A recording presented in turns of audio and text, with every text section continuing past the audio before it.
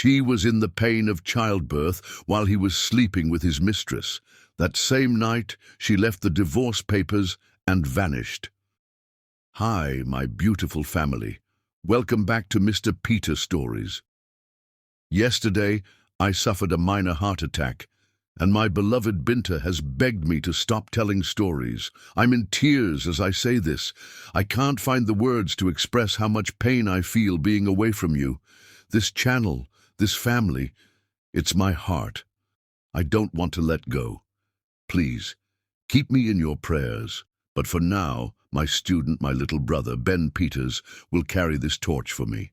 He's young, he's full of love, and I trust him with my heart. Promise me one thing. Treat this channel like your own. Support him the way you supported me. Let him feel the warmth of this beautiful family. God bless you all. Now, Ben, it's your turn. Hi, my beautiful family. My name is Ben Peters, the little brother of Mr. Peters. Today, I come to you with a heavy heart, because Mr. Peters is not feeling well. He's the heart and soul of this channel, and I know how much he means to each and every one of you. I'm not here to replace him.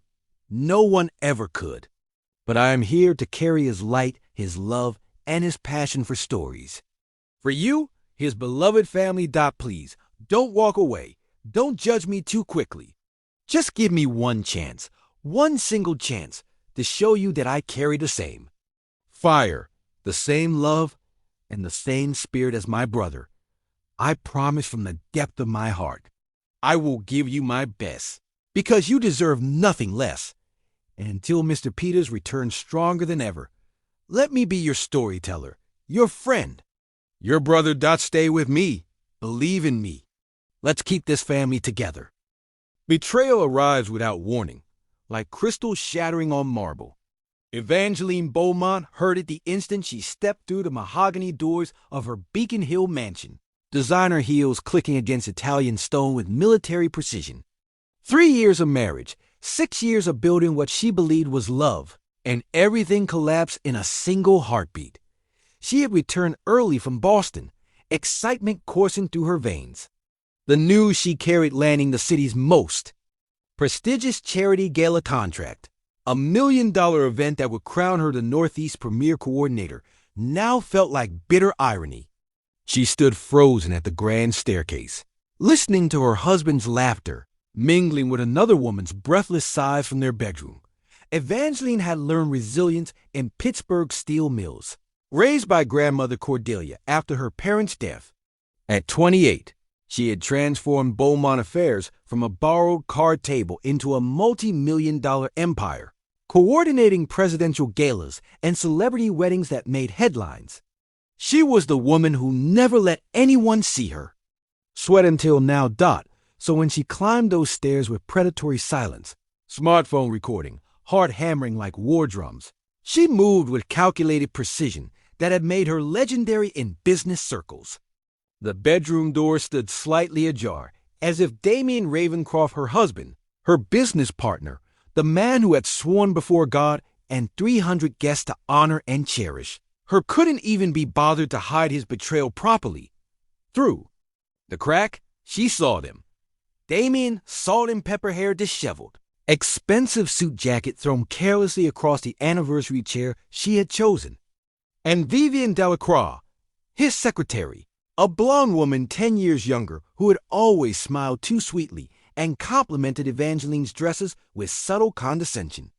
They were tangled in Egyptian cotton sheets Evangeline had selected, in a bed where she had once believed in forever. "She'd never suspect," Damien was saying, his voice carrying that arrogance which once charmed her. Evangeline's too busy building her little empire to notice what's happening in her own home. Besides, after the Hartwell acquisition finalizes next month, I won't need her business connections anymore. Vivian's laugh was crystalline breaking.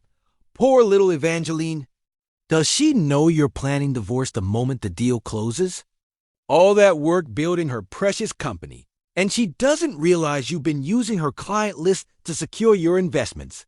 The betrayal cut deeper than adultery. It was systematic dismantling of everything she had built. orchestrated by the man she had trusted with both heart and business. But Evangeline Beaumont had not survived foster care, earned Harvard MBA summa cum laude, and built an empire by crumbling at warfare's first sign. Instead, she lifted her phone higher, ensuring the video captured every damning word, every telling detail. Her hands remained steady as surgical instruments, breathing controlled like a meditation master. She photographed documents scattered on the nightstand, financial records and client lists from her own company, evidence, ammunition, tools for her counterattack. When she had everything needed, Evangeline stepped back with a queen's grace retreating from a battlefield already won.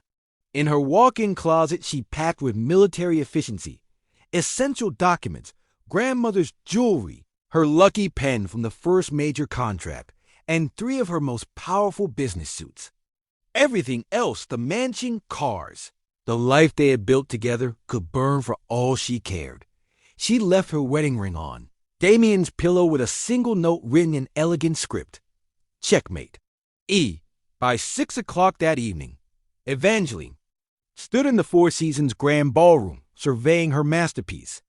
The Children's Hospital Charity Gala was her largest solo project to date. 800 of Boston's elite gathered to raise money for a new pediatric wing. Crystal chandeliers cast rainbows across silk-draped tables, each centerpiece a work of art she had personally designed. Orchestra music floated through the air like prayer, champagne flowing like liquid gold dot.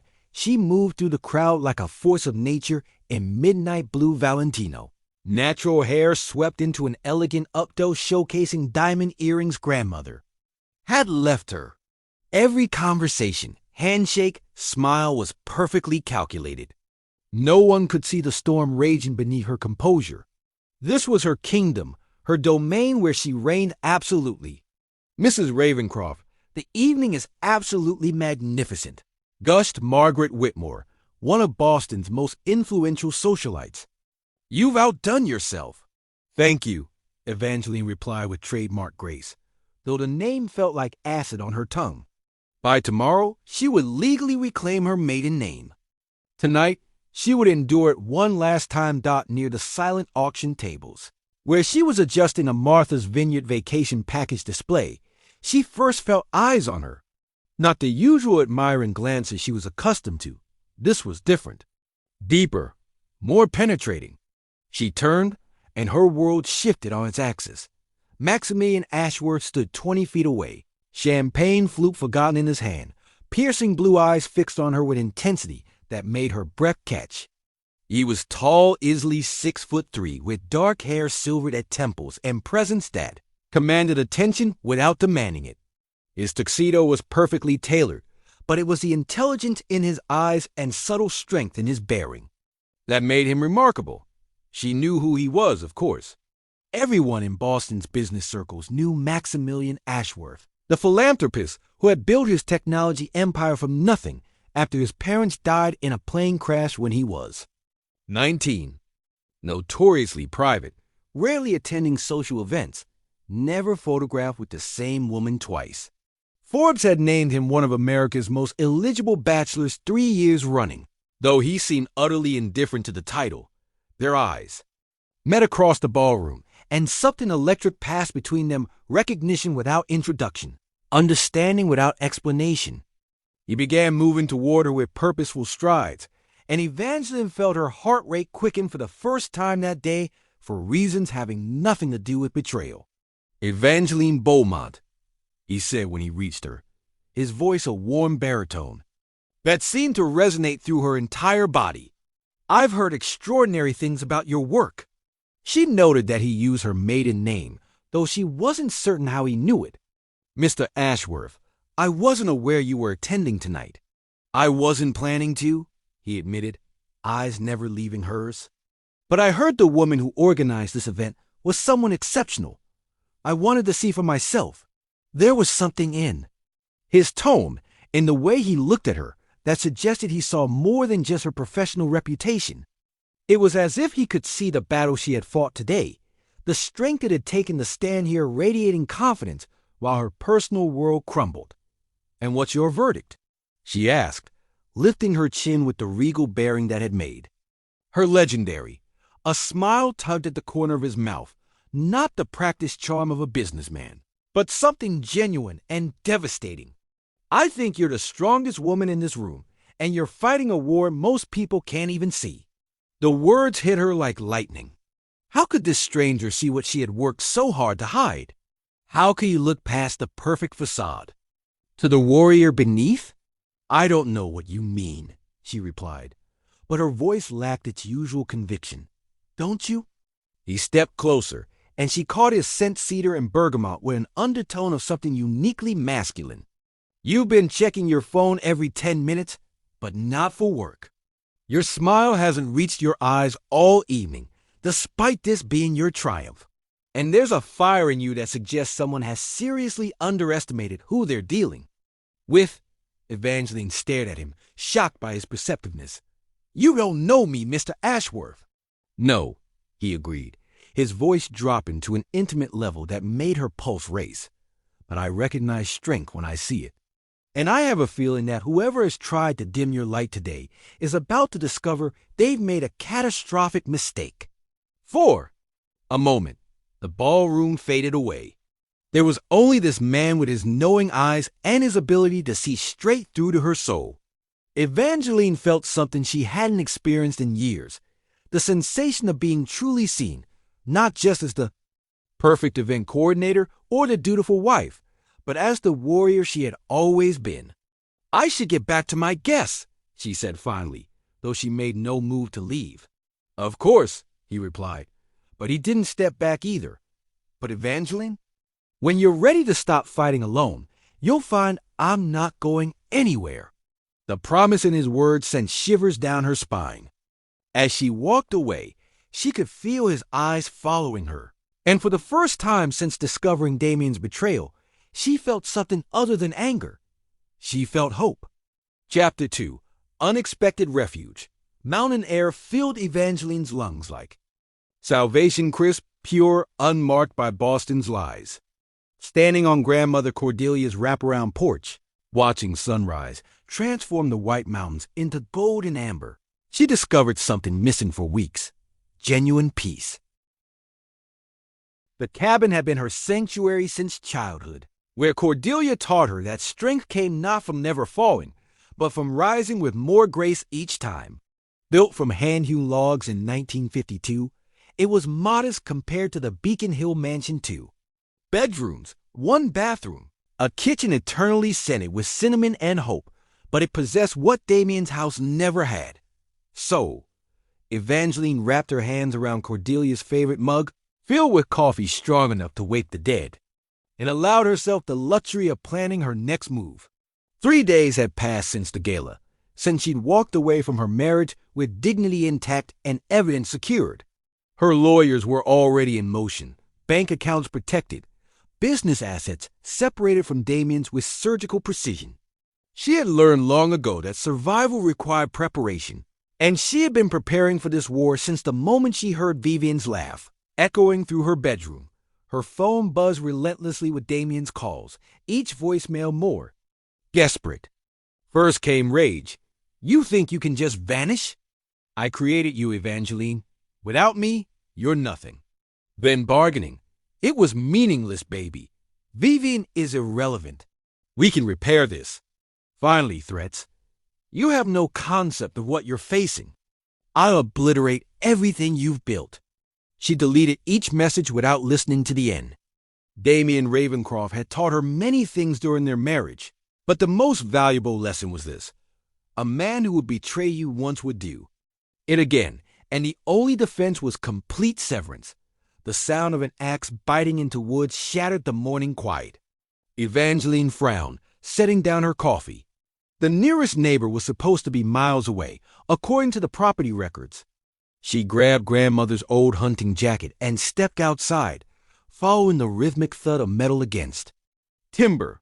Through the trees, she spotted him, a tall figure in jeans and flannel shirt, sleeves rolled up to reveal forearms corded with muscle, attacking a fallen oak with the focused intensity of a man working through demons, even from behind. Even dressed like a lumberjack instead of a business mogul, she recognized Maximilian Ashworth immediately. "Most billionaires hire people to chop their wood," she called out, stepping into the clearing with the confidence of a woman who owned the ground she walked on. He turned, axe still in hand, and the smile that spread across his face was like sunshine breaking through storm clouds. His dark hair was disheveled, cheeks flushed from exertion, and there was something beautifully human about seeing him stripped of his corporate armor. Most event coordinators don't retreat to mountain cabins after destroying their husbands at charity galas, he replied, leaning on the axe handle. "I heard through the grapevine that Damien Ravencroft's world exploded spectacularly yesterday morning. Something about divorce papers, evidence of fraud, and assets frozen faster than he could say prenuptial agreement." Evangeline lifted an eyebrow. "The grapevine works quickly in Boston." "It does when the story involves the city's most respected event coordinator taking down one of its most arrogant investment bankers." He gestured toward the cabin barely visible through pine trees. "I bought that place 5 years ago. It's where I come when I need to remember that money can't solve everything." "And what can't your money solve, Mr. Ashworth?" "Call me Max," he said, and something in his voice made the shortening of his name sound intimate. "And the answer is the fact that I've been thinking about you for 3 days straight." The honesty in his admission hit her like a physical force. In her world of carefully orchestrated conversations and strategic social interactions, such directness was rare and devastating. "You don't know anything about me," she said, but she moved closer, drawn by something she couldn't name. "I know you're brilliant enough to outmaneuver a man who underestimated you. I know you're brave enough to walk away from everything comfortable when it no longer serves you. And I know you're strong enough to stand here looking like a queen, even when your world just imploded." He set the axe aside and faced her fully. "What I don't know is why you're carrying all that weight alone." Evangeline studied his face, searching for the calculation she was used to seeing in men's eyes when they looked at her. Instead, she found only genuine concern and something that looked like admiration. "Because I've learned that the only person you can truly depend on is yourself. That's a lonely way to live, but it's safe." "Safe is overrated," Max said, stepping closer. "So is lonely." They stood in the morning sunlight, surrounded by the scent of pine and possibility, and Evangeline felt something shift inside her chest. For the first time in her adult life, she was looking at a man who didn't seem to want to rescue her or use her or diminish her. He simply wanted to know her. "I was going to chop kindling for the fireplace," she said, nodding toward the stack of smaller branches. "But I suppose you could make yourself useful since you're already armed with an axe. Are you offering to let me help you, Evangeline Beaumont? Because I have a feeling that's not something you do often." "Don't read too much into it," she replied, but she was smiling. "I just believe in putting freeloaders to work." They worked in companionable silence for the next hour, Max splitting the larger logs while Evangeline organized the kindling with the same precision she brought to everything else. She found herself stealing glances at him, noting the way he moved with economy and grace, the concentration on his face, the fact that he never once complained about the manual labor despite probably having people to handle such tasks. "You're good at that," she observed when he paused to wipe sweat from his forehead. "My father believed that a man should know how to work with his hands, regardless of how much money he had in the bank." Max's expression grew thoughtful. "He died when I was 19, just as I was getting ready to take some trust fund job and coast through life. His death taught me that nothing is guaranteed, and everything worth having requires effort." "Is that why you built your own empire instead of inheriting one?" "Partly, but mostly because I needed to prove to myself that I could." He looked at her directly. "I have a feeling you understand something about that." She did. God, she did. "My grandmother used to say that a woman who builds her own throne never has to worry about someone else's kingdom crumbling beneath her. Smart woman. The smartest. She raised me after my parents died, taught me that strength isn't about being hard, it's about being flexible enough to bend without breaking. and strong enough to spring back with more force than before. She sounds like she would have approved of how you handled Damien. Evangeline's smile turned sharp. Oh, she would have loved watching that arrogant bastard realize he'd been playing checkers while I was playing chess. Max laughed a rich, genuine sound that seemed to come from his core. Remind me never to underestimate you. Smart man, she said, echoing his earlier words. They finished with the wood as the sun climbed higher, and Evangeline found herself reluctant to end their time together. There was something about Max that felt different from any man she'd ever met, a depth that matched her own, a strength that complemented rather than compete with hers. I suppose you'll be heading back to civilization soon, she said as they stacked the last of the kindling. Actually, I was planning to stay through the weekend. Sometimes a man needs to chop wood and think about life away from spreadsheets and board meetings. He paused, seeming to weigh his next words carefully. I don't suppose you'd let me cook you dinner tonight? I make a mean pasta carbonara, and I promise not to ask any questions you don't want to answer. Evangeline considered the offer. Everything. Logical told her to say no, to maintain her distance, to protect herself from further complication. But something deeper, some instinct, that had served her well in business, told her that Maximilian Ashworth might be worth the risk. I'll bring the wine, she said finally. But I'm warning you my standards are exceptionally high.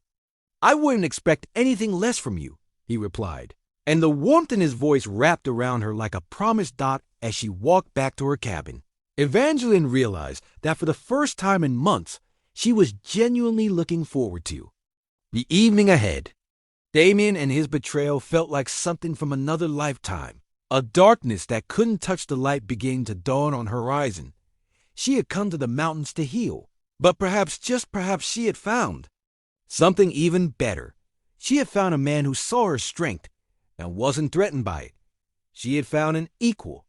Chapter 3. The Secret Garden. 3 weeks post-mountains. Evangeline commanded her new financial district office, 30 floors above Boston Harbor. She had relocated Beaumont affairs as a bold declaration, not retreating, but advancing. Divorce. Proceedings moved with mechanical efficiency, while Damien's intimidation crumbled. Against her fortress of evidence, her phone buzzed with the familiar chime that had become the highlight of her days. Max, working late again, Empress of Events? The city looks beautiful from your new kingdom.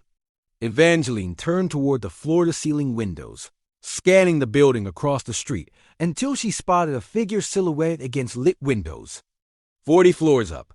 Even at this distance, she could make out his distinctive profile, and warmth flooded through her chest. Evangeline, some empires require midnight oil, Your Majesty, though the view has certainly improved recently. Max? Dinner? I know a place with an excellent view and complete privacy. Evangeline, if you're suggesting what I think you're suggesting, Mr. Ashworth, the answer is yes. But I bring my own wine tonight. Max, rooftop garden in 20 minutes. And Evangeline, bring your appetite for more than just food.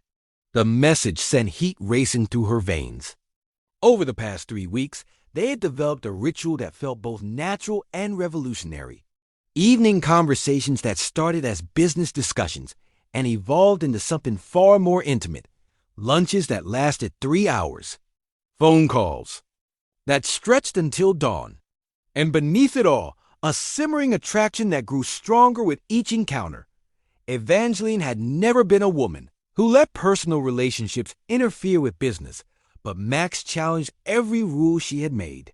For herself, he was brilliant enough to match her strategically, successful enough to understand her ambition, and confident enough to appreciate her strength rather than feel threatened by it. 20-5 minutes later, she stepped off the private elevator onto the rooftop of Max's building, her breath catching as it did every time she entered his secret sanctuary. The rooftop garden was a masterpiece of urban design, thousands of square feet of carefully cultivated paradise suspended above the city's chaos. White roses climbed trellises that created intimate alcoves, while jasmine and gardenia perfumed the air with intoxicating sweetness. Soft lighting transformed the space into something magical, and the view of Boston's skyline provided a glittering backdrop. Max stood near the central fountain, his jacket discarded, his white shirt sleeves rolled up, looking like a prince in his kingdom. He had set up dinner at their usual table, a small wrought iron piece, positioned to take advantage of both the harbor view and the privacy provided by climbing roses. "You're late," he said without turning around, but she could hear the smile. In his voice, "I'm never late. I arrive precisely when I intend to," she replied, setting down a bottle of vintage Bordeaux. "Besides, anticipation makes everything sweeter." He turned then, and the look in his eyes made her pulse quicken. 3 weeks of evening encounters had changed something between them. What had started as intellectual sparring had evolved into something deeper, more dangerous, infinitely more compelling. "Have I mentioned that I love the way your mind works?" he asked, moving closer. "Frequently," along with several other compliments that would make a weaker woman swoon. She tilted her head, studying his face. "But I'm not a weak woman. Am I, Max?" "No," he said, his voice dropping to that intimate tone that made her feel like the only woman in the world.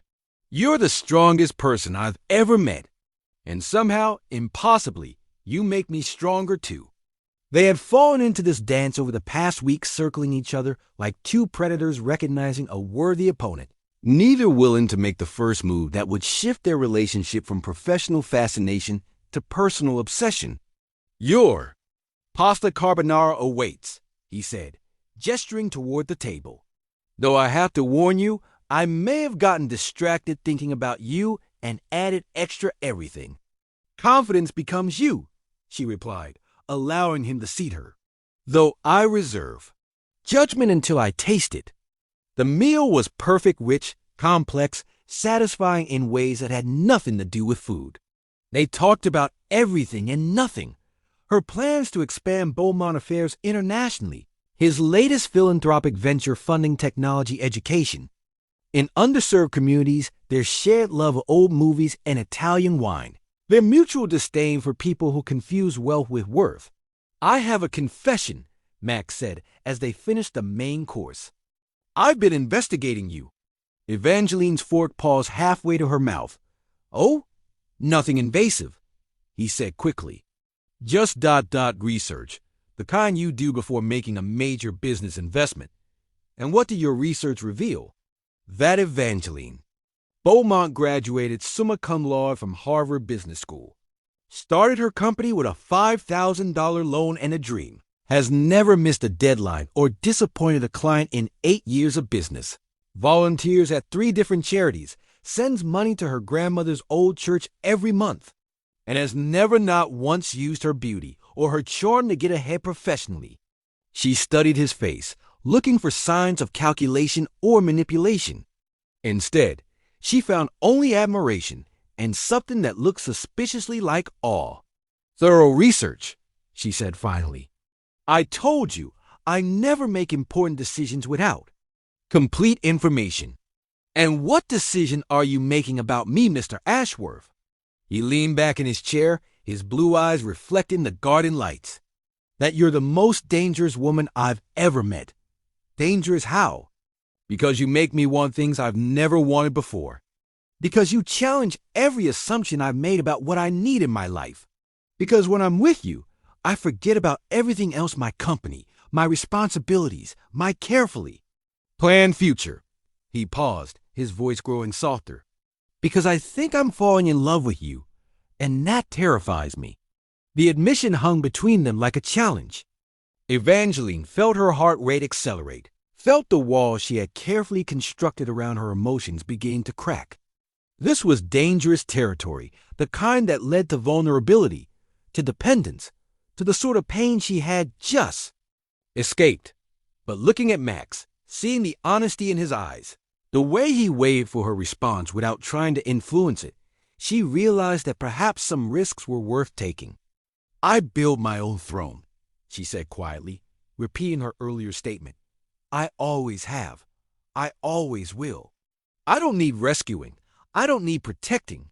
and I don't need anyone else's money or influence or connections to succeed. I know, he said simply. I'm not looking for someone to complete me, because I'm not incomplete. I'm not searching for my other half, because I'm already whole. I know that too. And I won't compromise my independence or my ambition or my strength for anyone, no matter how I feel about them. I wouldn't ask you to. He leaned forward, his eyes intense. Don't you understand, Evangeline? It's precisely because you're all of those things that I want to build an empire with you. Not for you, not to rescue you, but with you. As equals, as partners in every sense of the word. The words hit her like lightning. In all her years of relationships, no man had ever offered partnership-only protection, possession, or use of her connections. Max was offering something entirely different. Collaboration between equals, mutual respect, shared strength. That's a dangerous proposition, she said, though her voice lacked conviction. The best ones usually are. They sat in silence for a moment, the weight of possibility hanging between them. Then Max stood, moving around the table to offer her his hand. Dance with me, he said. There's no music. There's always music when you're around. She took his hand, allowing him to pull her to her feet and into his arms. They moved slowly in the garden, surrounded by the scent of roses and the glittering lights of the city below. This close, she could feel the steady beat of his heart, could see the flecks of silver in his blue eyes, could smell the cedar and bergamot scent that was uniquely his. I have rules, she said as they swayed together, such as no joint bank accounts, no merging of business interests without ironclad legal protection, no making decisions about my career or my life without consulting me first. Agreed. And if you ever lie to me, betray me, or treat me as anything less than your equal, I will destroy you so completely you'll wish Damien's fate on your worst enemy. Max's smile was radiant. I would expect nothing less from you. And I don't cook. I can burn water. I happen to be an excellent chef. I work late, travel frequently, and my business will always be a priority. As it should be. As mine is for me. She studied his face, looking for any sign that he was simply telling her what she wanted to hear. Instead, she found only sincerity and a heat that made her breath catch. Then perhaps, she said, her voice dropping to a whisper, we could explore this dangerous proposition of yours. Perhaps, he agreed, his hand sliding up to cup her face. We could. When he kissed her, it was with the reverence of a man who understood exactly what he was being offered. Not just her lips, not just her body, but the trust of a woman who had learned the hard way that trust was the most precious gift she could give. Under the stars, surrounded by roses and possibility, Evangeline Beaumont kissed Maximilian Ashworth and felt something she had never expected to feel again, hope for. A future that did require her to be anything other than exactly who she was, a queen who had finally found her king. Chapter 4. Seeds of New Life. 2 months had transformed Evangeline's world in ways she had never imagined possible. What had begun as intellectual fascination had evolved into something that defied every careful boundary she had constructed. Around her heart, Max didn't just admire her strength, he challenged her to be even stronger. He didn't seek to possess her independence, he celebrated it. And when they made love, it was with the intensity of 2 powerful souls recognizing their perfect match. Their relationship had become the talk of Boston's elite circles, though neither cared about the speculation. They were too busy building something unprecedented, a partnership between equals that enhanced rather than diminished each of them. Evangeline stood in the marble bathroom of her newly renovated penthouse, staring at the small plastic test in her trembling hands. 2 pink lines stared back at her, clear and undeniable, announcing a truth that sent shockwaves through her carefully. Ordered world. Pregnant. The word echoed in her mind like a prayer and a promise. She sank onto the velvet bench beside her vanity, one hand automatically moving to her still flat stomach, wonder and fierce protectiveness already blooming in her. Chest. This child had been conceived in love pure, passionate, all-consuming love that she had never believed possible. Not duty, not obligation, not the desperate attempt to save a failing marriage that had motivated her previous pregnancy hopes with Damien. This baby was the product of nights when she and Max couldn't bear to be apart, when conversations about building empires together became explorations of building a family together. Her phone buzzed with a text from Max. Board meeting running late. Rain check on dinner? I'll make it up to you with that seafood risotto you love. Actually, could you come here when you're finished? I have something important to discuss. Everything all right? You sound serious. Everything is perfect.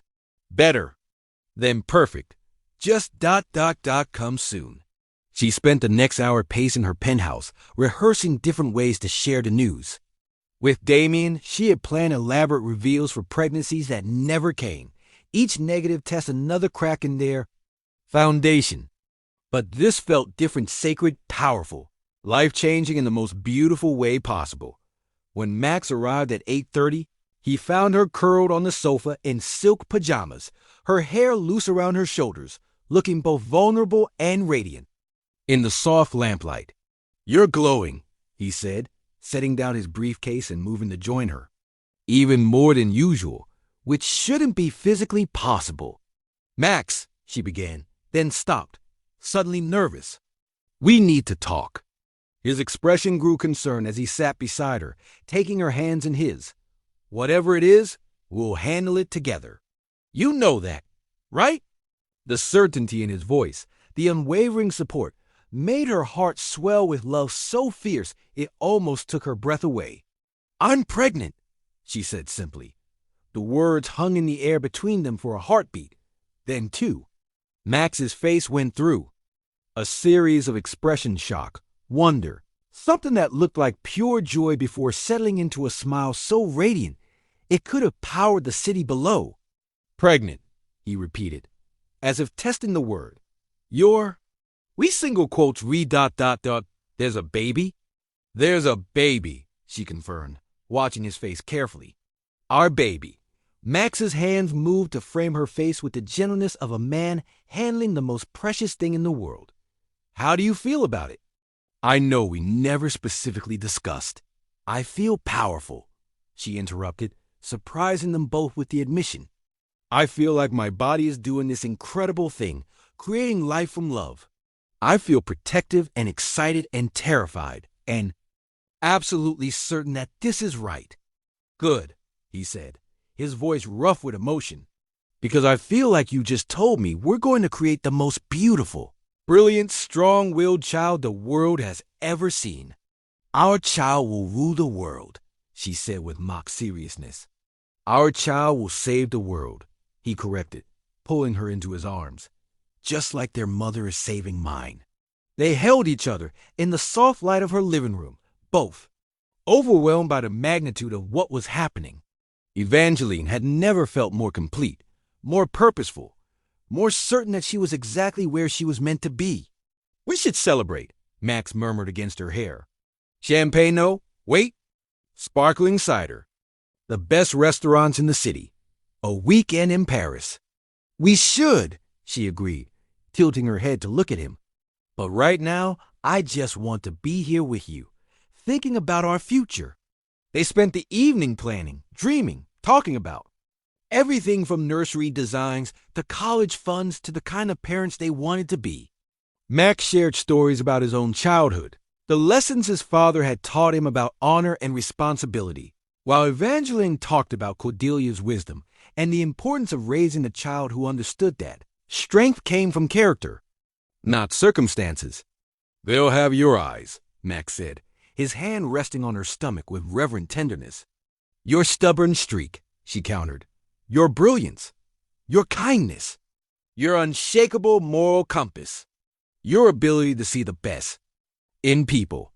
It was nearly midnight when Max's phone rang, shattering their perfect bubble. He glanced at the caller ID and frowned. "It's my head of security," he said apologetically. "I should take this." Evangeline watched his expression grow darker as he listened to whatever was being reported. When he hung up, his face was grim. "What is it?" she asked, though something cold was already settling in her stomach. "Damien's been asking questions about me. About us. My security team says he's been making inquiries with some unsavory contacts. People who specialize in corporate sabotage." The happiness of the evening evaporated like mist. Evangeline felt her protective instincts, already heightened by pregnancy, sharpened to a razor's edge. "What kind of questions?" "Details about my business dealings, my investments, my partnerships. He's looking for leverage, Evangeline. Something he can use to hurt me." She stood abruptly, her mind already racing through possibilities and contingencies. "He can't touch you directly. Your reputation is spotless. Your business practices are above reproach.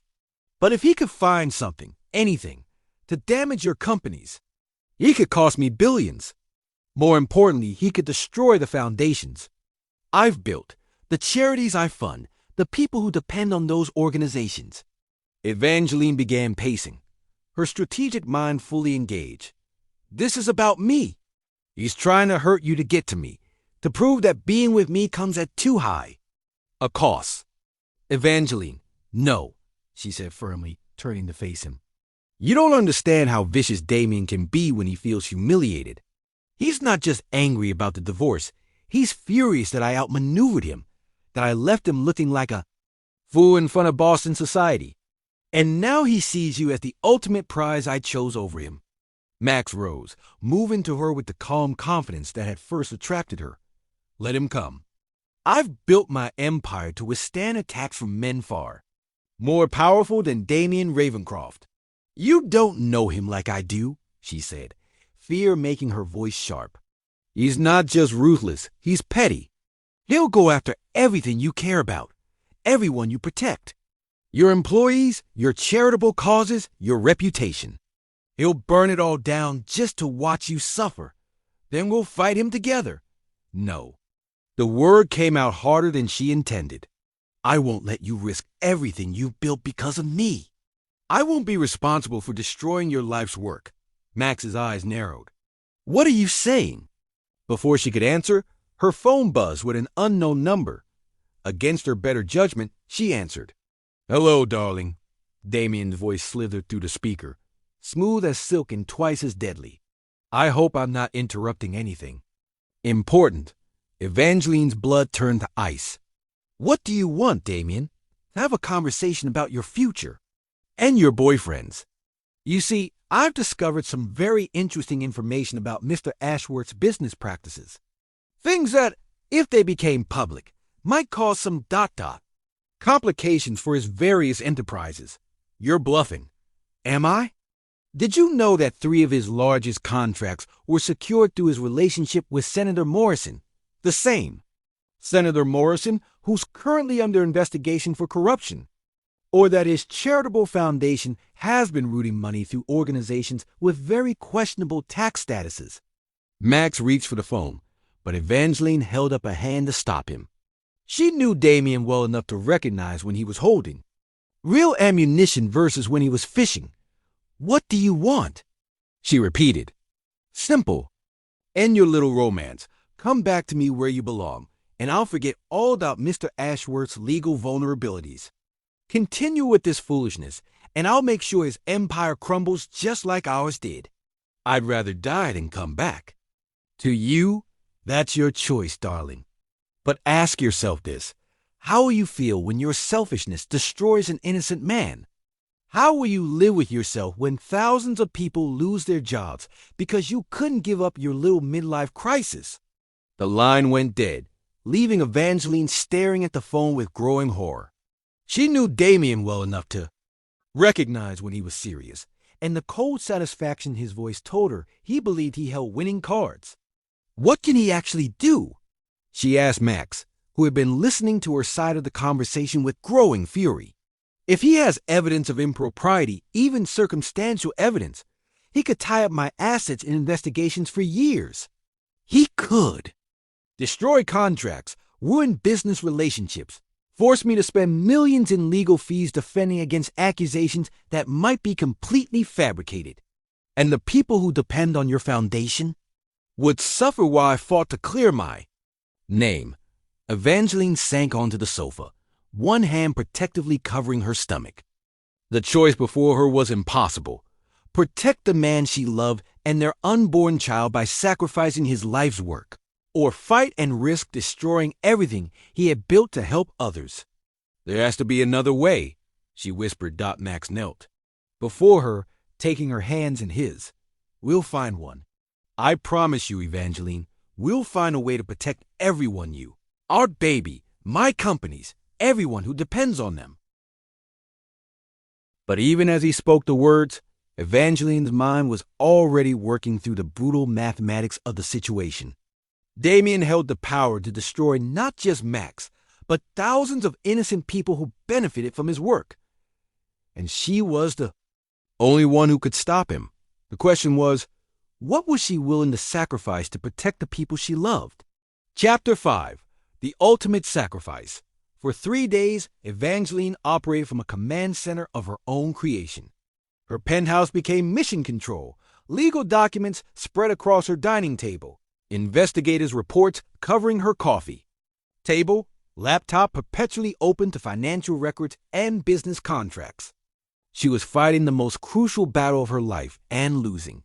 Max had hired the best attorneys money could buy, but even they admitted that Damien's threats weren't empty. He had indeed compiled a dossier of circumstantial evidence that, while not proving any actual wrongdoing, would be enough to trigger multiple investigations. The mere suggestion of impropriety could freeze assets, destroy business relationships, and paralyze Max's charitable foundations for years. The Morrison connection is the real problem, explained Patricia Henning, one of Boston's most feared defense attorneys, as she reviewed the documents spread before them. Your senator friend has been sloppy, and guilt by association could be devastating, especially with the current political climate. Evangeline watched Max's face as he absorbed this news. In 3 days, she had seen him transform from confident billionaire to a man genuinely terrified of losing everything he had spent his life building, not for himself, but for the thousands of people who depended on his organizations. How many employees would be affected by a full investigation? Evangeline asked quietly. Directly? About 15,000 across all his companies, Patricia replied. Indirectly, when you include the charities, the scholarship recipients, the communities that depend on his foundations, we're looking at hundreds of thousands of people. Max's jaw tightened. There has to be a legal solution. Some way to fight. This without what? Evangeline interrupted, though she already knew what he couldn't bring himself to say. Without you having to sacrifice yourself to protect me. The words hung in the air like a death sentence. Because that's what it would take. Evangeline knew Damien well enough to understand that he would never stop, never relent until he had what he wanted. Her complete capitulation, her public humiliation, her return to a marriage that would slowly destroy her soul. I won't let you do it, Max said fiercely, moving to kneel beside her chair. I'll liquidate everything, move the assets offshore, find another way to, and let hundreds of thousands of people suffer while you rebuild? Evangeline shook her head. You know you couldn't live with that. Neither could I. Her phone buzzed with a text from Damien. Time's up, darling. My patience is wearing thin. Make your choice. Evangeline stared at the message, feeling the weight of impossible decisions crushing down on her. But beneath the fear and fury, something else was emerging, the cold, calculating strategic mind that had built her empire and destroyed Damien's threats before. I need some air, she announced, standing abruptly. Patricia, could you give us a few minutes? After the attorney left, Evangeline moved to the floor-to-ceiling windows that offered a panoramic view of Boston Harbor. Max joined her, his presence both comforting and heartbreaking. What are you thinking? He asked softly. I'm thinking about chess, she replied, her voice distant. About how sometimes the most powerful piece on the board has to sacrifice herself. to protect the king. Evangeline, no, listen to me. She turned to face him, and the strength in her eyes took his breath away. I've been approaching this all wrong. I've been trying to fight Damien on his terms, playing defense when I should. Be playing offense. What do you mean? I mean that Damien's greatest weakness has always been his arrogance. He assumes I'm still the same woman who married him, someone who would eventually break under pressure, someone who could be manipulated and controlled. Her smile was sharp as a blade. But I'm not that woman anymore. I haven't been for years. Max studied her face, recognizing the expression she wore when she was about to execute a particularly brilliant strategy. What are you planning? I'm planning to disappear, she said simply, but not the way Damien expects. She moved to her desk, pulling out a legal pad and beginning to write with swift, decisive strokes. He wants me to come crawling back to beg for his forgiveness, to publicly humiliate myself by returning to a marriage everyone knows was a sham. That would feed his ego and give him the public victory he craves. Evangeline, you can't seriously be considering, but what if I don't? Give him that satisfaction? She continued, her strategic mind now fully engaged. What if I simply vanish instead? No dramatic confrontation, no public spectacle, no victory for him to savor. That's not a solution. It's running away. No, she said firmly, turning to face him. Running away is what weak people do. This is a strategic retreat. The difference is intent and planning. She handed him the legal document she had been drafting. Damien's threats only work if I'm here to be threatened. If I disappear completely, leave the city, change my identity, start over somewhere he can't find me, then his leverage disappears too. Max read the document, his face growing paler with each line. It was a comprehensive plan for liquidating her assets, transferring ownership of Beaumont Affairs to her employees, and establishing a new identity in a location far from Boston. This is insane, he said. You're talking about giving up everything you've built, everyone you care about. I'm talking about protecting them. Her voice was steel wrapped in silk. If I'm gone, truly gone, then Damien has no reason to continue his vendetta against you. His obsession is with me, not you. Without me as a target, you become irrelevant to him. And our baby? The question hit her like a physical blow, and for a moment, her composure cracked. Her hand moved instinctively to her stomach, where their child grew safe and loved. Our baby will be born free, she said quietly. Free from Damien's poison, free from the toxic legacy of my marriage to him, free to grow up knowing that their mother loved them enough to sacrifice everything to keep them safe. This is not love, Evangeline. This is martyrdom. No, she corrected, her voice growing stronger. This is strategy. This is me using the only weapon Damien doesn't expect my willingness to completely disappear rather than play his game. Max stood abruptly, running his hands through his hair in frustration. There has to be another way. We could go public with what we know about Damien, expose his corruption. And while we're fighting that battle, how many people suffer? How many of your employees lose their jobs during the investigation? How many children don't get scholarships? Because your foundation is frozen? She shook her head. I won't let innocent people pay the price for Damien's obsession with me. I won't let you pay that price either. It's not your choice to make, she said gently but firmly. This is my decision, Max, my sacrifice to make. They stood facing each other across her living room, two powerful people brought to their knees by the machinations of a man who couldn't bear to lose. But even in this moment of crisis, Evangeline's strength shone through like a beacon. How long? Max asked finally, his voice broken. I don't know, she admitted. Long enough for Damien to move on, to find another target for his rage.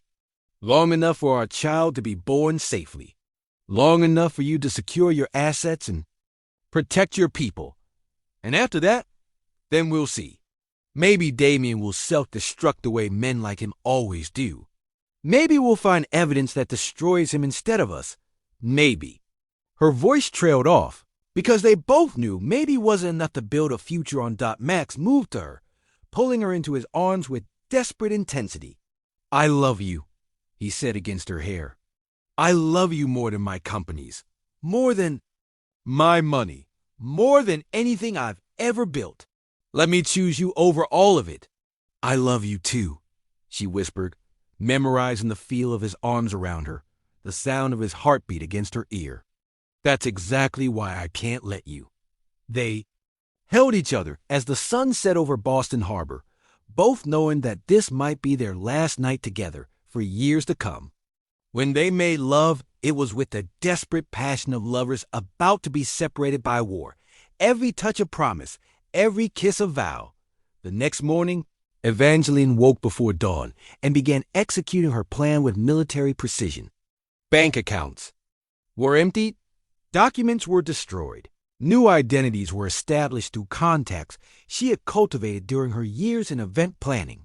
She had learned that in her business, discretion and the ability to make problems disappear were just as valuable as creativity and organization. At noon, she placed a single manila envelope on Damien's desk while he was at lunch, evidence of his own financial crimes that she had been gathering since their marriage began to crumble.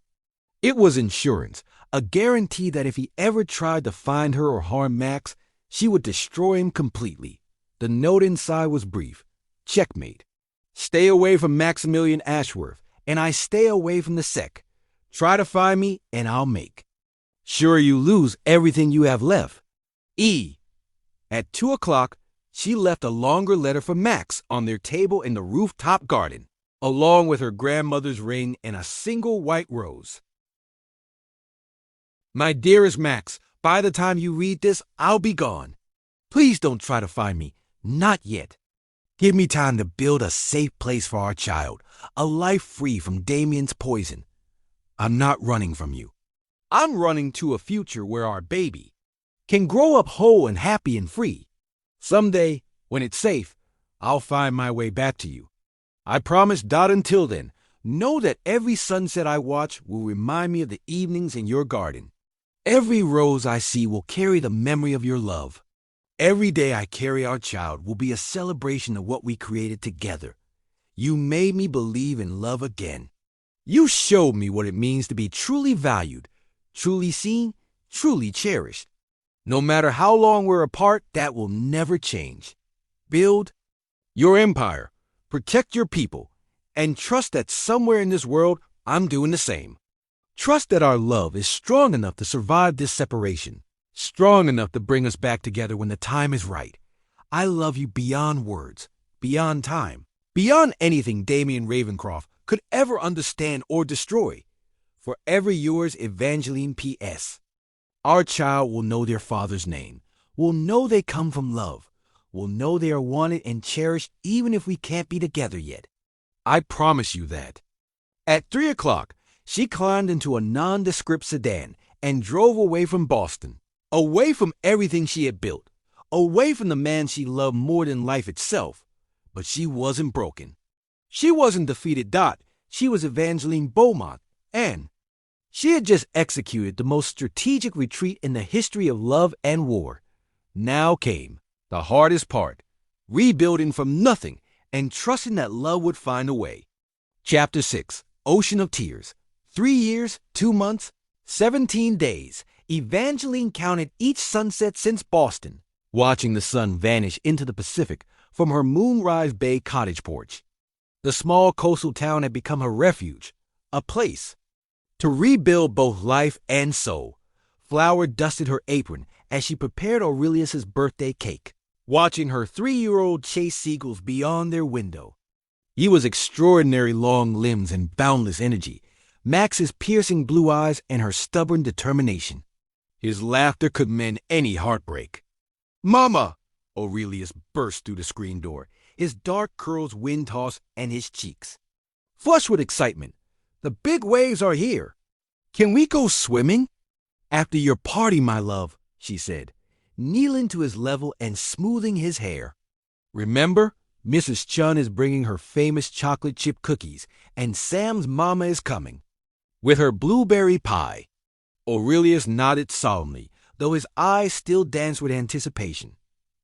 And then presents? And then presents, she confirmed, pressing a kiss to his forehead.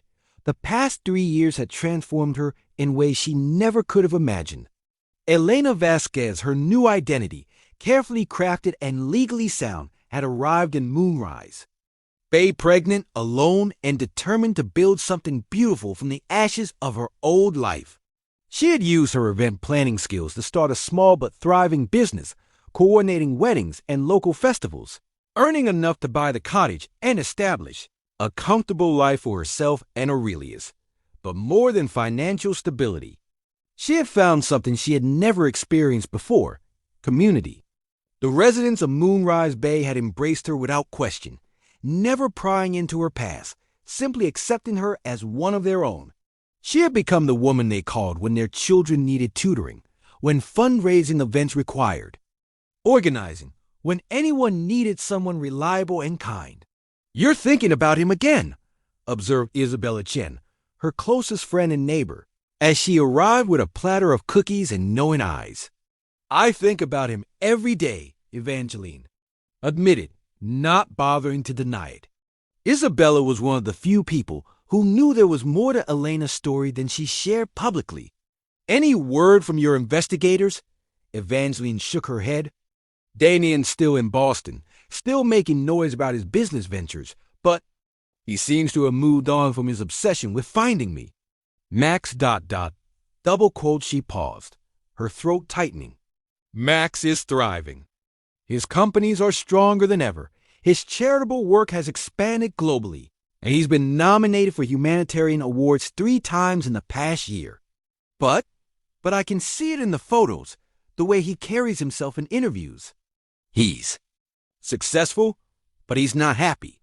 He's surviving, not living." Isabella squeezed her shoulder. "The same could be said about you, my friend." Before Evangeline could respond, more neighbors arrived for Aurelius's party. The afternoon passed in a blur of laughter, games, and the simple joy of watching her son be celebrated by people who love him. As the sun began to set, painting the sky in shades of pink and gold that reminded her of evenings in Max's rooftop garden, Evangeline felt the familiar ache of longing settle in her chest. After the guests had gone and Aurelius was tucked into bed, exhausted from excitement and sugar, Evangeline sat on her porch with her laptop, following her nightly ritual of monitoring Max's world from afar. Her private investigators sent monthly reports, but she also kept track through news articles, business journals, and social media posts that captured glimpses of his life. Tonight, she found an article about his latest charitable venture, a foundation providing technology education to underserved communities worldwide. The accompanying photo showed him at a ribbon-cutting ceremony, impeccably dressed and professionally smiling, but she could see the loneliness in his eyes that others might miss. "Daddy looks sad," said a small voice behind her. Evangeline turned to find Aurelius padding across the porch in his dinosaur pajamas, his favorite stuffed elephant tucked under his arm. "You should be sleeping, little man," she said, closing the laptop and pulling him onto her lap. "I couldn't sleep. I was thinking about Daddy." Aurelius settled against her chest with the easy affection of a well-loved child. "Why doesn't he live with us?" It was a question he asked regularly, and Evangeline always gave him the same truthful but age-appropriate answer. "Daddy lives far away because there are bad people who might try to hurt our family if we were all together. But he loves you very much, and someday when it's safe, we'll all be together." "How do you know he loves me if he's never met me?" The question pierced her heart. "Because I tell him about you. In letters I write but can't send, in prayers I say every night, in all the ways that love travels across distances. And because you're part of him, sweetheart. Every time you laugh, every time you're brave, every time you're kind to others, that's Daddy's love living inside you." Aurelius considered this with a seriousness that made him seem older than his years. "Will you tell me again about the garden where you and Daddy met?" Evangeline settled back in her rocking chair and began the story that had become their bedtime. Ritual a fairy tale about a brave princess and a noble king who fell in love in a secret garden high above the city. She had told him this story hundreds of times, weaving their real history into something magical and safe for a child's imagination. The princess had to go on a long journey to protect the people she loved. She continued, her voice soft in the ocean breeze. But every night, she would look at the stars and know that somewhere, the king was looking at the same stars and thinking of her. And their little prince was the bravest boy in all the land, Aurelius added sleepily. The very bravest, she confirmed, pressing a kiss to his curls. And someday, when the dragons were defeated and the kingdom was safe, they would all live together in the most beautiful castle by the sea. By the time she finished the story, Aurelius was asleep in her arms. She carried him back to his bedroom, tucking him in beneath the quilt she had made herself during the long nights of pregnancy when sleep wouldn't come. Back on the porch, she opened her laptop again and composed another letter she would never send. My dearest Max, today our son turned 3. He's extraordinary, brilliant, and funny and kind, with your sense of justice and your way of seeing the best in everyone. He asks about you constantly, and I can see you in every gesture, every expression, every moment of stubborn determination. He has your eyes, your hands, your laugh. When he concentrates on building with his blocks, he gets the same crease between his eyebrows that you get when you're solving complex problems. When he's determined to do something himself, he sets his jaw exactly the way you do. I've been watching you from afar, reading about your successes, your awards, your continued fight to make the world better. I'm so proud of the man you are, the leader you've become, the way you've turned your pain into purpose. I know you're looking for us. I know you've hired investigators, followed leads, never given up hope. Please don't stop hoping, my love. Every day that passes brings us closer to the day when it will be safe to come home. Damien has been quiet for almost a year now. My sources say he's focused on his new wife number 3, apparently, and the scandal of his latest business failure. But I need to be certain. I need to know that when we return, we're not bringing danger back into your life. Our son knows he's loved. He knows he has a father who would move mountains for him if he could. He knows we're family, even though we're apart. Watch the stars tonight, my love. Know that somewhere I'm watching them too, and so is our beautiful boy. Until we meet again, Evangeline. Meanwhile, 3,000 miles away in Boston, Maximilian Ashworth stood in his penthouse office, staring out at the harbor where ships moved like ghosts in the distance. His companies had never been more successful. His wealth had tripled. His philanthropic work had gained international recognition. He was considered one of the most eligible bachelors in America, regularly featured on magazine covers and invited to the most exclusive events. None of it mattered.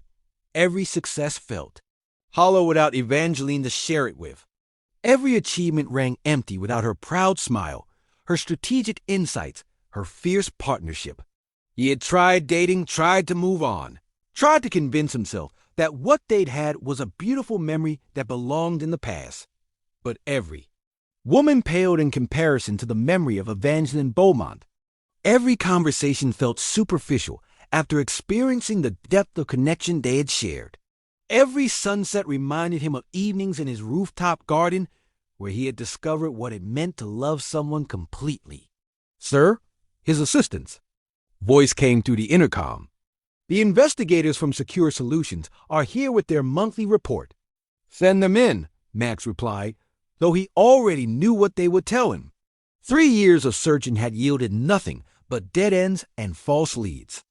Evangeline had disappeared as thoroughly as if she had never existed. Detective Morrison and his partner entered with apologetic expressions. I'm sorry, Mr. Ashworth.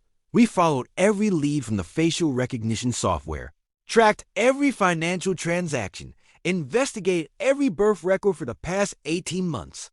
It's like she vanished into thin air. She's somewhere, Max said with quiet certainty. A woman like Evangeline doesn't just disappear. She's out there, probably using a different name, probably building something beautiful wherever she is. Sir, with respect, maybe it's time to consider that she doesn't want to be found. Maybe she's moved on, started a new life. Then she would have found a way to tell me definitively, Max interrupted. If Evangeline wanted me to stop looking, she would have sent a message. The fact that she hasn't means she's waiting for the right time to come home. After the investigators left, Max walked to his private safe and withdrew the one possession he treasured above all others, Evangeline's final letter. Read so many times the paper was soft as silk. He unfolded it carefully, his eyes moving over. Her elegant handwriting, searching for hope in words that had sustained him for 3 years. Trust that our love is strong enough to survive this separation, strong enough to bring us back together when the time is right. He had trusted. He had waited. He had built an even greater empire so that when she returned, he could offer her and their child a kingdom worthy of their strength and beauty. Because somewhere in his soul, deeper than logic or reason, he knew that Evangeline Beaumont, whatever name she used now, was still fighting her way back to him. And Maximilian Ashworth would wait forever if that's what it took. The same stars that watched over Evangeline and Aurelius in Moonrise Bay witness Max's nightly vigil in Boston.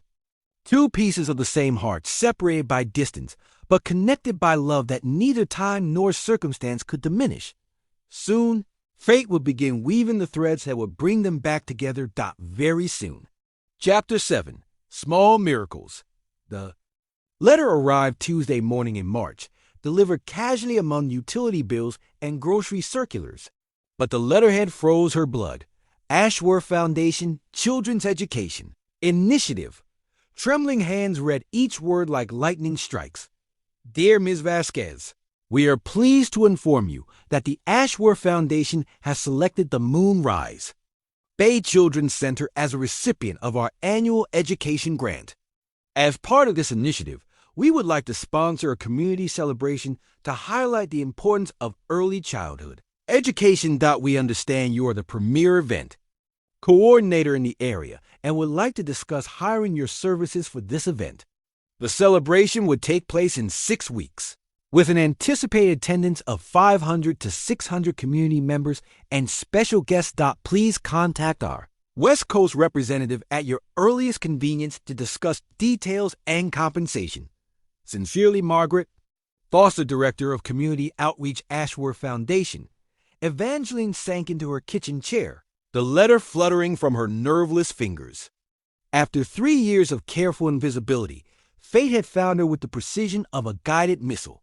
Max was coming here, to her sanctuary, her safe place, the life she had built far from his world.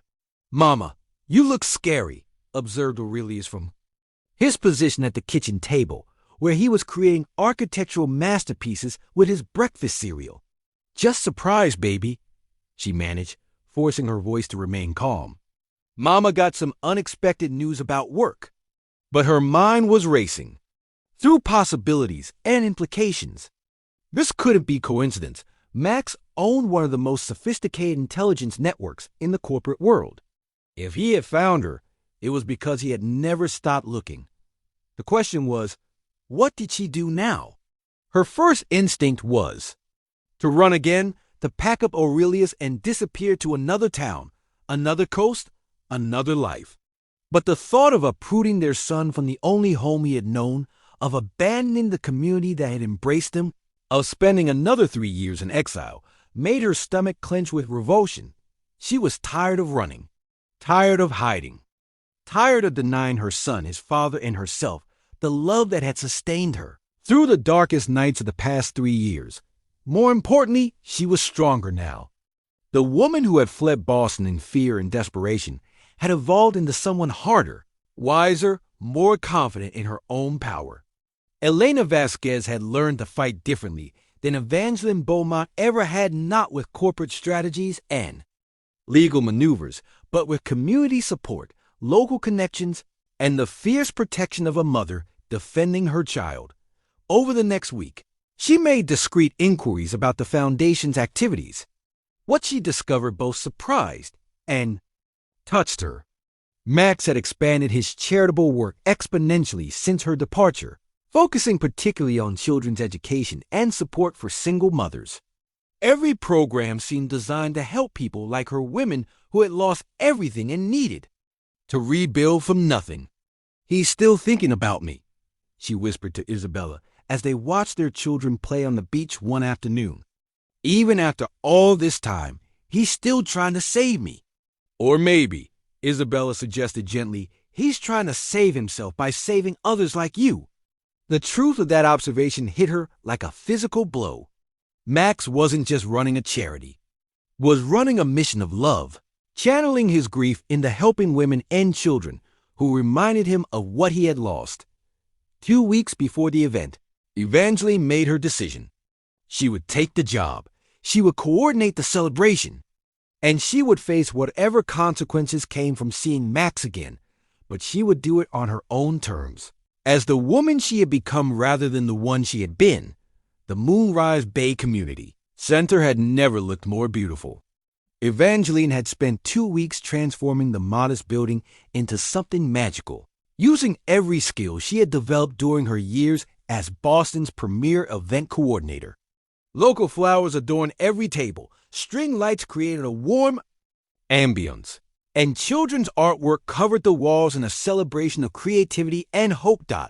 She stood in the center of it all, directing her team of volunteers with the natural authority that had made her legendary in her old life. She wore a simple but elegant navy blue dress that she had sewn herself, her hair styled in the sleek updo that had been her signature, her grandmother's pearl earrings adding a touch of sophistication. "Elena, you've outdone yourself," said Mayor Williams, surveying the transformed space with obvious delight. "This is going to put Moonrise Bay on the map." "That's the idea," Evangeline replied, though her heart was hammering against her ribs. According to the foundation's schedule, Max would arrive within the hour for a private tour before the evening celebration began. "Mama, do I look handsome?" Aurelius appeared at her side, proudly wearing the little navy suit she had bought him for the occasion. He had insisted on helping with the event, and she had given him the important job of greeting guests and handing out programs. "You look perfect, my love," she said, kneeling to adjust his tiny tie. "Remember, tonight is very special. There might be someone here that Mama used to know, someone very important." Aurelius nodded solemnly. "Will you be happy to see them?" The question was more complex than her 3-year-old could possibly understand. "I think so, baby. But it might also be a little scary." "It's okay to be scared sometimes," Aurelius said, with the wisdom that occasionally emerged from his young. "So, you told me that being brave means doing important things even when you're scared." Before she could respond, a commotion near the entrance drew her attention. A small convoy of black SUVs had arrived, and even through the tinted windows, she could see the unmistakable silhouette of the man who had owned her heart for more than 6 years. "Mrs. Vasquez?" A professional-looking woman approached with an efficient smile. "I'm Margaret Foster from the Ashworth Foundation. Mr. Ashworth is here for the venue tour." "Of course," Evangeline replied, her voice remarkably steady. "I'll give him the tour personally." She straightened her shoulders, lifted her chin, and walked toward the entrance with the regal bearing that had never left her, no matter what name she used. This was her domain, her community, her event. She would face Max as an equal, not as a woman in hiding. The doors opened, and Maximilian Ashworth stepped into the community center, flanked by security and staff, but somehow managing to look utterly alone. 3 years had carved new lines around his eyes and added silver to his temples, but he was still devastatingly handsome, still radiating the quiet power that had first captured her attention. Their eyes met across the room, and the world stopped, collapsed in on itself, 3 years of separation disappearing in the space between one heartbeat and the next. She saw recognition flare in his blue eyes, saw him take an involuntary step forward, saw his carefully maintained composure crack for just an instant before professional training reasserted itself. "Elena Vasquez, I presume," he said, his voice carefully neutral despite the storm she could see raging behind his eyes. "I've heard excellent things about your work, Mr. Ashworth," she replied with equal formality, extending her hand in greeting. "Welcome to Moonrise Bay." When their hands touched, electricity shot through her like lightning. His fingers lingered against hers for just a moment too long, his thumb brushing across her knuckles in a caress so brief it might have been imagined. "The transformation is remarkable," he continued, his eyes never leaving her face as he gestured toward the decorated space. "You've turned a simple community center into something truly special." "I had excellent raw materials to work with," she replied. "Sometimes the most beautiful things come from unexpected places." They stood surrounded by her volunteers and his staff, having a perfectly professional conversation while conducting an entirely different dialogue with their eyes. 3 years of longing, pain, love, and regret passed between them in glances that lasted seconds but felt like hours. "Mama." Aurelius's voice cut through the tension like a bell, and Evangeline's heart stopped as her son came running across the room, his little legs carrying him straight toward them with the fearless confidence of a child who had never known danger. Max's gaze moved to the boy, and Evangeline watched his face transform as he took in the unmistakable features, his own blue eyes looking back at him from a face that was a perfect blend of both parents. Aurelius skidded to a stop beside Evangeline, suddenly shy in the presence of so many strangers. "Aurelius, sweetheart, this is Mr. Ashworth," Evangeline said, voice barely steady. "He's the kind man whose foundation is helping our community center." Aurelius looked up at Max with curious eyes, showing no recognition but displaying the natural politeness Evangeline had taught him. "Hello, Mr. Ashworth. Thank you for helping our friends." Max stared down at the boy, their son, with an expression of wonder, pain, and overwhelming love. When he spoke, his voice was rough with emotion barely held in check. "Hello, Aurelius. It's very nice to meet you." He glanced at Evangeline, his eyes asking 1,000 questions. "That's a strong name for a strong boy." "Mama says I'm named after an emperor," Aurelius said proudly. "She says emperors have to be brave and kind and protect people." "Your mama is very wise," Max replied, his gaze finding Evangeline's again. "And very beautiful." The words hung in the air between them, loaded with meaning that went far beyond casual compliment. Evangeline felt heat rise in her cheeks, felt the familiar pull of attraction and love that no amount of time or distance had been able to diminish. "Perhaps we should begin the tour," she suggested, needing to move to break the spell that was weaving itself around them despite the presence of dozens of witnesses. As they walked through the center, Evangeline explained the programming, introduced key volunteers, and demonstrated the impact the Foundation's grant would have on local children. Max listened with the focused attention she remembered, asking insightful questions and showing genuine interest in the community's needs. But beneath the professional conversation, she was intensely aware of him, the familiar scent of his cologne, the way he moved with contained power, the careful way he watched Aurelius whenever their son came into view. "The children's art display is particularly impressive," he commented as they paused before a wall covered with colorful drawings and paintings. "Aurelius contributed several pieces," Evangeline said, pointing to a series of drawings that showed a little boy, a woman, and a man standing together under a rainbow. "He's quite artistic." Max studied the drawings with intense focus, and she could see him cataloging every detail, the way their son had drawn the family always together, always happy, always complete. "He draws his father," Max observed quietly. "He draws his dreams," Evangeline corrected. "Children have powerful imaginations." "Yes," Max agreed, his voice soft. "They do." As the tour concluded and the evening celebration began, Evangeline found herself stealing glances at Max throughout the event. He moved through the crowd with the easy charm that had made him legendary in business circles. But she could see the way his attention constantly returned to Aurelius, who was charming guests with his enthusiasm and natural confidence. The resemblance between father and son was unmistakable to anyone who knew what to look for. And Evangeline's heart ached watching Max discover the child he had never known existed. As the evening wound down and the last guest departed, Evangeline found herself alone in the empty community center, surrounded by the detritus of a successful event. She was gathering the remaining flowers when she heard footsteps behind her. Elena. She turned to find Max standing in the doorway, his staff and security nowhere to be seen. In the soft lighting of the nearly empty room, he looked younger, more vulnerable, more like the man who had held her in his rooftop garden and promised to build an empire with her. "Max," she said simply, abandoning all pretense. They stood facing each other across the room where she had rebuilt her life. Two people who had loved completely and lost everything, finding each other again in the most unexpected place. "He's mine," Max said quietly. It wasn't a question. "Yes, 3 years old.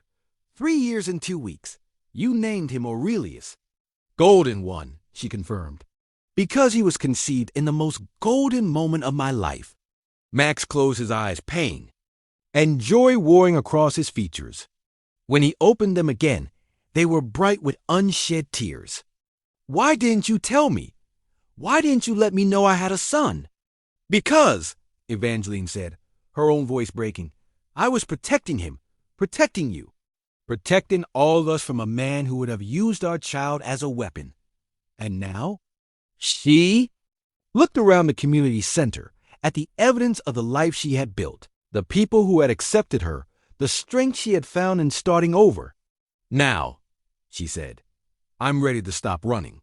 Max took a step closer, then another, until they were standing close enough to touch, close enough for her to see the love and longing that had never dimmed in his eyes.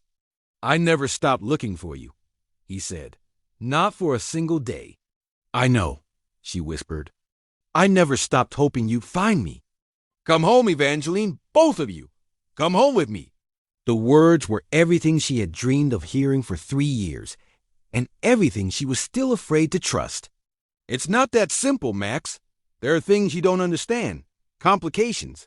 Then, "Help me understand," he interrupted, reaching out to cup her face in his hands with infinite tenderness. "Help me understand how to bring my family home."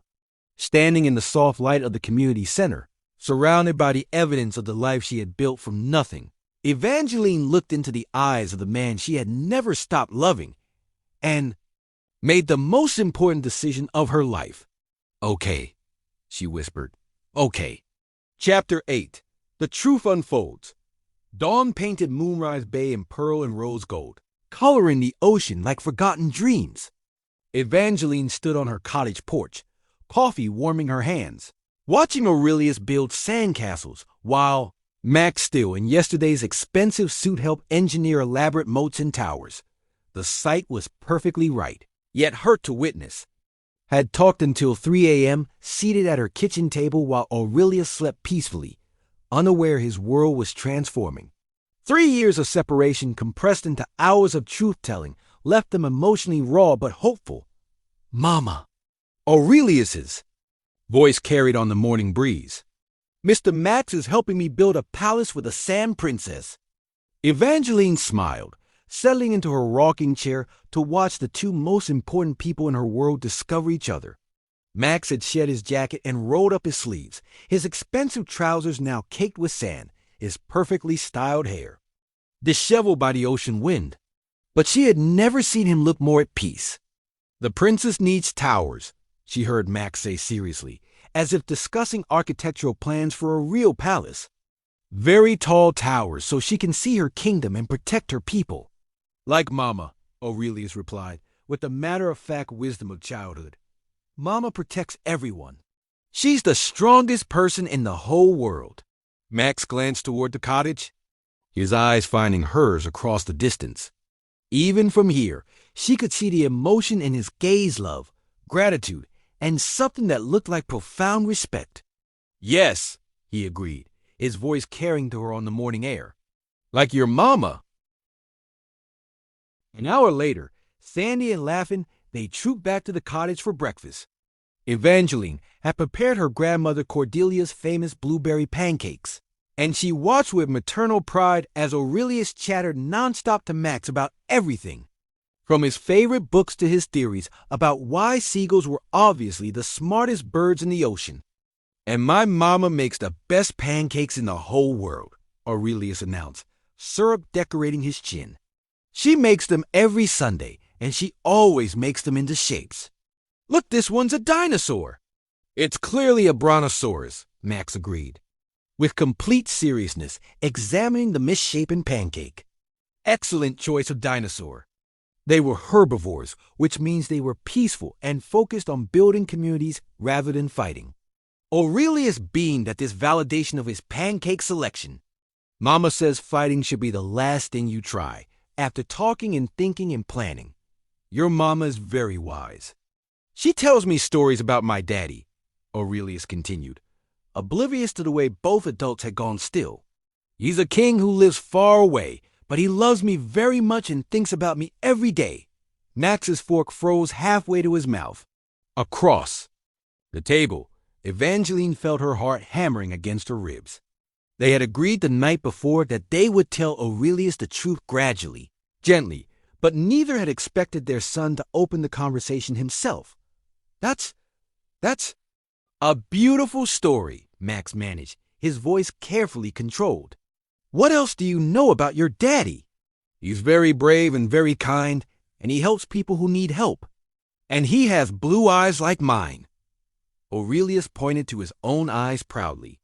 "Mama says that's how I always know he loves me, because I can see him in the mirror every day." The words hit Max like a physical blow. Evangeline watched and struggled to maintain composure as their son unknowingly described the bedtime stories she had told him for 3 years, stories designed to help a little boy feel connected to the father he had never met. "Aurelius," Evangeline said gently, setting down her coffee, "what would you say if I told you that sometimes when people love each other deeply, they must be apart for a while to keep each other safe, like in the dragon story?" Aurelius asked, his young mind connecting with familiar fairy tales. "Exactly like the dragon story. But what if I also told you that sometimes, when everyone is very brave and very lucky, people who love each other can find their way back together?" Aurelius looked between his mother and Max with sharp intelligence that reminded Evangeline of his father. "Are you telling me something important?" "Yes, sweetheart, something very important." Evangeline took a deep breath, looking to Max for support. He nodded almost imperceptibly, his eyes bright with emotion. "Aurelius," she continued, her voice steady despite her racing heart, "Mr. Max isn't just a kind man who helps communities. He's your daddy, the king from all the stories, the one who has been thinking about you every single day since you were born." The kitchen fell silent except for the sound of waves against the shore and the distant cry of seagulls. Aurelius stared at Max with wide blue eyes that were identical to his father's, processing this life-changing information with the seriousness it deserved. Finally, he spoke. "Are you really my daddy?" "Yes," Max said, his voice thick with emotion. "I really am." "Where have you been?" The simple question carried the weight of 3 years of bedtime stories and unanswered prayers. Max looked to Evangeline, who nodded encouragingly. "I've been far away, keeping bad people from finding you and your mama," Max explained, unconsciously echoing the fairy tale narrative that had shaped Aurelius's understanding. "But I've been looking for you both every single day, hoping for the chance to meet you." Aurelius slid down from his chair and walked around the table to stand directly in front of Max. For a long moment, father and son studied each other with identical expressions of curiosity and wonder. Then Aurelius reached up and touched Max's face with one small hand, as if confirming that this miraculous person was real. "You have the same eyes as me," he observed. "Yes, I do, and Mama says I have your hands." He held up his small fingers, comparing them to Max's larger ones. "She's right. Do you really love me, even though you never met me before?" The question broke Max's carefully maintained composure. He knelt down to Aurelius's level, bringing them eye to eye, and when he spoke, his voice was raw with 3 years of suppressed longing. "I have loved you since the moment I knew you existed," he said simply. "I have thought about you every morning, when I wake up and every night before I sleep. I have wondered what you like to eat, what makes you laugh, what you dream about. And now that I've met you, I love you even more than I thought possible." Aurelius considered this with the gravity that made him seem older than his years. Then, with the uncomplicated acceptance that was purely childhood, he threw his arms around Max's neck in a fierce hug. "I love you too, Daddy." The words shattered the last of Max's control. He held his son close, his shoulders shaking with silent sobs as 3 years of grief and longing finally found release.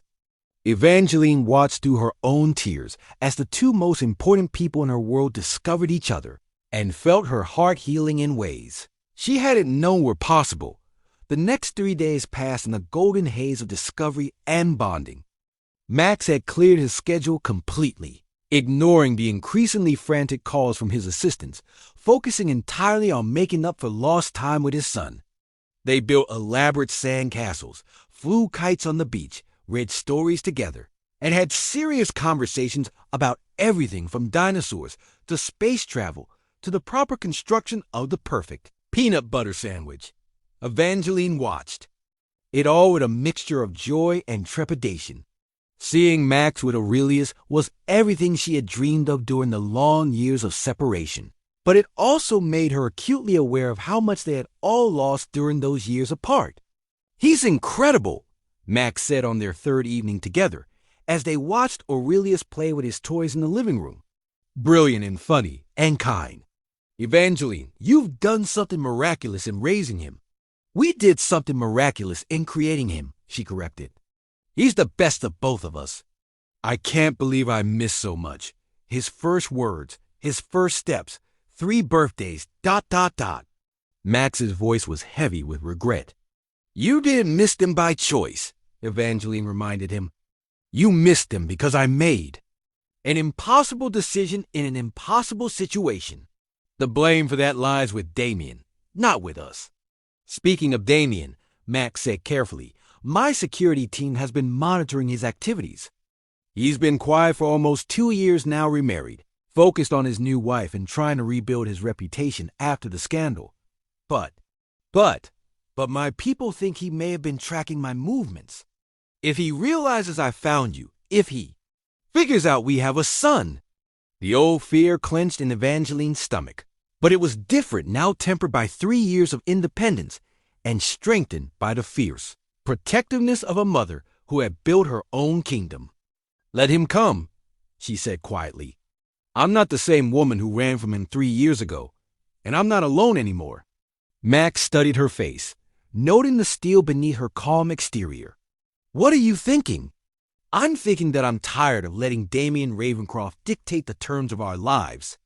I'm thinking that he's had 3 years to move on, and if he chooses to make this a war, then we'll give him one." Her voice grew stronger, more determined. "But this time, we fight together, as equals, as partners, as a family." "Evangeline, no." "Max, I appreciate that you want to protect us, but protection isn't what we need anymore. What we need is partnership. You bring your resources, I bring mine. You bring your connections, I bring my community. Together, we're stronger than anything Damien can throw at us." Before Max could respond, his phone rang. His expression darkened as he looked at the caller ID. "Morrison, my head of security," he explained, answering the call with a terse "yes." Evangeline watched his face grow grimmer as he listened. "When?" He hung up. His expression was thunderous. "Damien's here," he said simply. "He flew into the small airfield about 20 miles north 2 hours ago. He's asking questions in town, showing your picture around." Fear and fury warred in Evangeline's chest, but the fury won. After 3 years of peace, 3 years of building a life for herself and her son, Damien was once again trying to destroy everything she had created. "Mama," Aurelius appeared in the doorway, drawn by the tension in their voices. "Is something wrong?" Evangeline looked at her son, her brave, brilliant, beautiful son who had never known fear because she had made sure he never had to, and felt her resolve crystallize into something unbreakable. "Nothing's wrong, baby," she said, opening her arms so he could run to her for comfort. "But Mama and Daddy need to have some grown-up conversations with someone who wasn't very nice to us before." "A bad person?"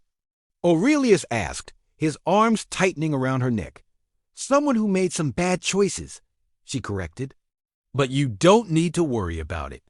Daddy and I are going to handle everything."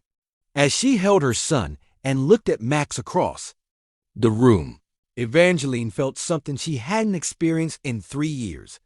Complete confidence in their ability to face whatever storm was coming. Because this time, they wouldn't face it alone. This time, they had each other. Chapter 9. Fighting for Forever. Damien Ravencroft arrived in Moonrise Bay like a storm cloud, his black sedan flanked by 2 SUVs filled with private security. 3 years had ravaged him, his face marked by bitterness and excess, expensive suits unable to hide the corruption, eating his soul. But his eyes remained exactly as remembered, cold, possessive, utterly without compassion. "Isabella, take Aurelius to your house," Evangeline said quietly to her friend, who had arrived minutes earlier after receiving Evangeline's emergency call. "Keep him there until this is over." "Elena, you don't have to face this man," Isabella protested. "We can call the police, have him arrested for harassment." "No," Evangeline said firmly, her voice carrying the steel that had been forged through 3 years of independence. "This ends today. One way or another, this ends today." Max emerged from the guest room where he had been making rapid-fire phone calls to his security team and legal advisors. He had shed his casual vacation clothes for a sharp business suit, transforming back into the corporate warrior she remembered from Boston. "Aurelius is safe?" he asked. "Isabella's taking him to her house. He thinks it's a play date." Evangeline turned to face Max, noting the protective fury radiating from every line of his body. "Remember what we agreed. We handled this together as equals. No heroics, no attempts to shield me. We stand side by side." "Evangeline Elena," she corrected firmly. Evangeline Beaumont was a woman who could be threatened and manipulated. Elena Vasquez is someone else entirely. Before Max could respond, a sharp knock echoed through the cottage. Not the polite tap of a neighbor or friend, but the demanding pound of someone accustomed to having doors opened immediately. Evangeline straightened her shoulders, lifted her chin, and walked to the door with the regal bearing that had never left her, no matter what name she used. When she opened it, she found herself face to face with the man who had once tried to own her soul. "Hello, Damien," she said with perfect composure. "You're trespassing. Evangeline." His voice was exactly as she remembered, smooth as silk and twice as deadly. Or should I say Elena? Such a common name for such an uncommon woman. "I prefer Ms. Vasquez," she replied coolly. "And you can say whatever you need to say from where you're standing. You're not welcome in my home." Damien's smile was all teeth and no warmth. "Your home? How got quaint. Though I suppose after living in our mansion on Beacon Hill, this little cottage must feel rather cramped. On the contrary, it feels like freedom." Evangeline stepped aside to reveal Max standing behind her, and she felt a surge of satisfaction at the flash of jealousy and rage that crossed Damien's features. "Ashworth," Damien spat, "I should have known you'd be here the moment you realized where she was hiding." "Mr. Ravencroft," Max replied with the cold courtesy, "might show to a particularly unpleasant business rival. I understand you've been asking questions around town. Perhaps we should discuss what you want so we can resolve this quickly." "What I want is my wife back." "Ex-wife," Evangeline corrected sharply. "Divorced, legally and completely. 3 years ago. I believe the papers mentioned irreconcilable differences and fraud. Damien's facade of civility cracked slightly. A temporary setback. I've rebuilt everything you tried to destroy, Evangeline. I have more money now than when we were married. More influence, more power. I can give you everything you threw away. I didn't throw anything away, she replied, her voice growing stronger. I escaped from a prison and ran straight into his arms. Damien sneered, gesturing toward Max. Tell me, darling, does he know about the child? The words fell into the afternoon air like grenades. Evangeline felt Max tense beside her, but his expression remained carefully neutral. What child? Max asked with perfect calm, though Evangeline could hear the lethal undercurrent in his voice. Damien's smile was triumphant. Didn't she tell you? Our dear Evangeline has been keeping secrets. There's a little boy 3 years old, I believe. Dark hair, blue eyes, born approximately 9 months after she ran away from Boston. My son, Evangeline said clearly, is none of your concern, isn't he? Damien pulled out his phone, showing them a series of photographs clearly taken from a distance Aurelius playing on the beach, building sandcastles with Max, laughing as his father lifted him high in the air. I have to say, the resemblance to Ashworth is quite striking. Either you have very specific taste in men, or this situation is more complicated than it appears. Max stepped forward, and Evangeline recognized the dangerous calm that preceded his most devastating business maneuvers. Mr. Ravencroft, I'm going to give you one opportunity to state what you want and leave peacefully. After that, my patience ends. What I want is simple, Damien replied, his mask of civility completely dropped now. I want my wife back, and I want you to understand the consequences of continuing this pathetic romance.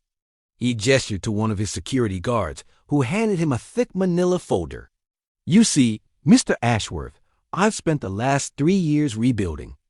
My network, my influence, my ability to destroy my enemies. And I've learned some very interesting things about your business practices. We've been through this before, Max said dismissively. You have nothing on me that would survive legal scrutiny. Perhaps not, Damien agreed. But I don't need ironclad evidence, do I? I just need enough to raise questions. Enough to trigger investigations. Enough to tie up your assets and destroy your reputation while you spend years proving your innocence. He opened the folder, revealing photographs, documents, and what appeared to be financial records. Did you know that your charitable foundation has been inadvertently funding organizations with ties to offshore tax havens?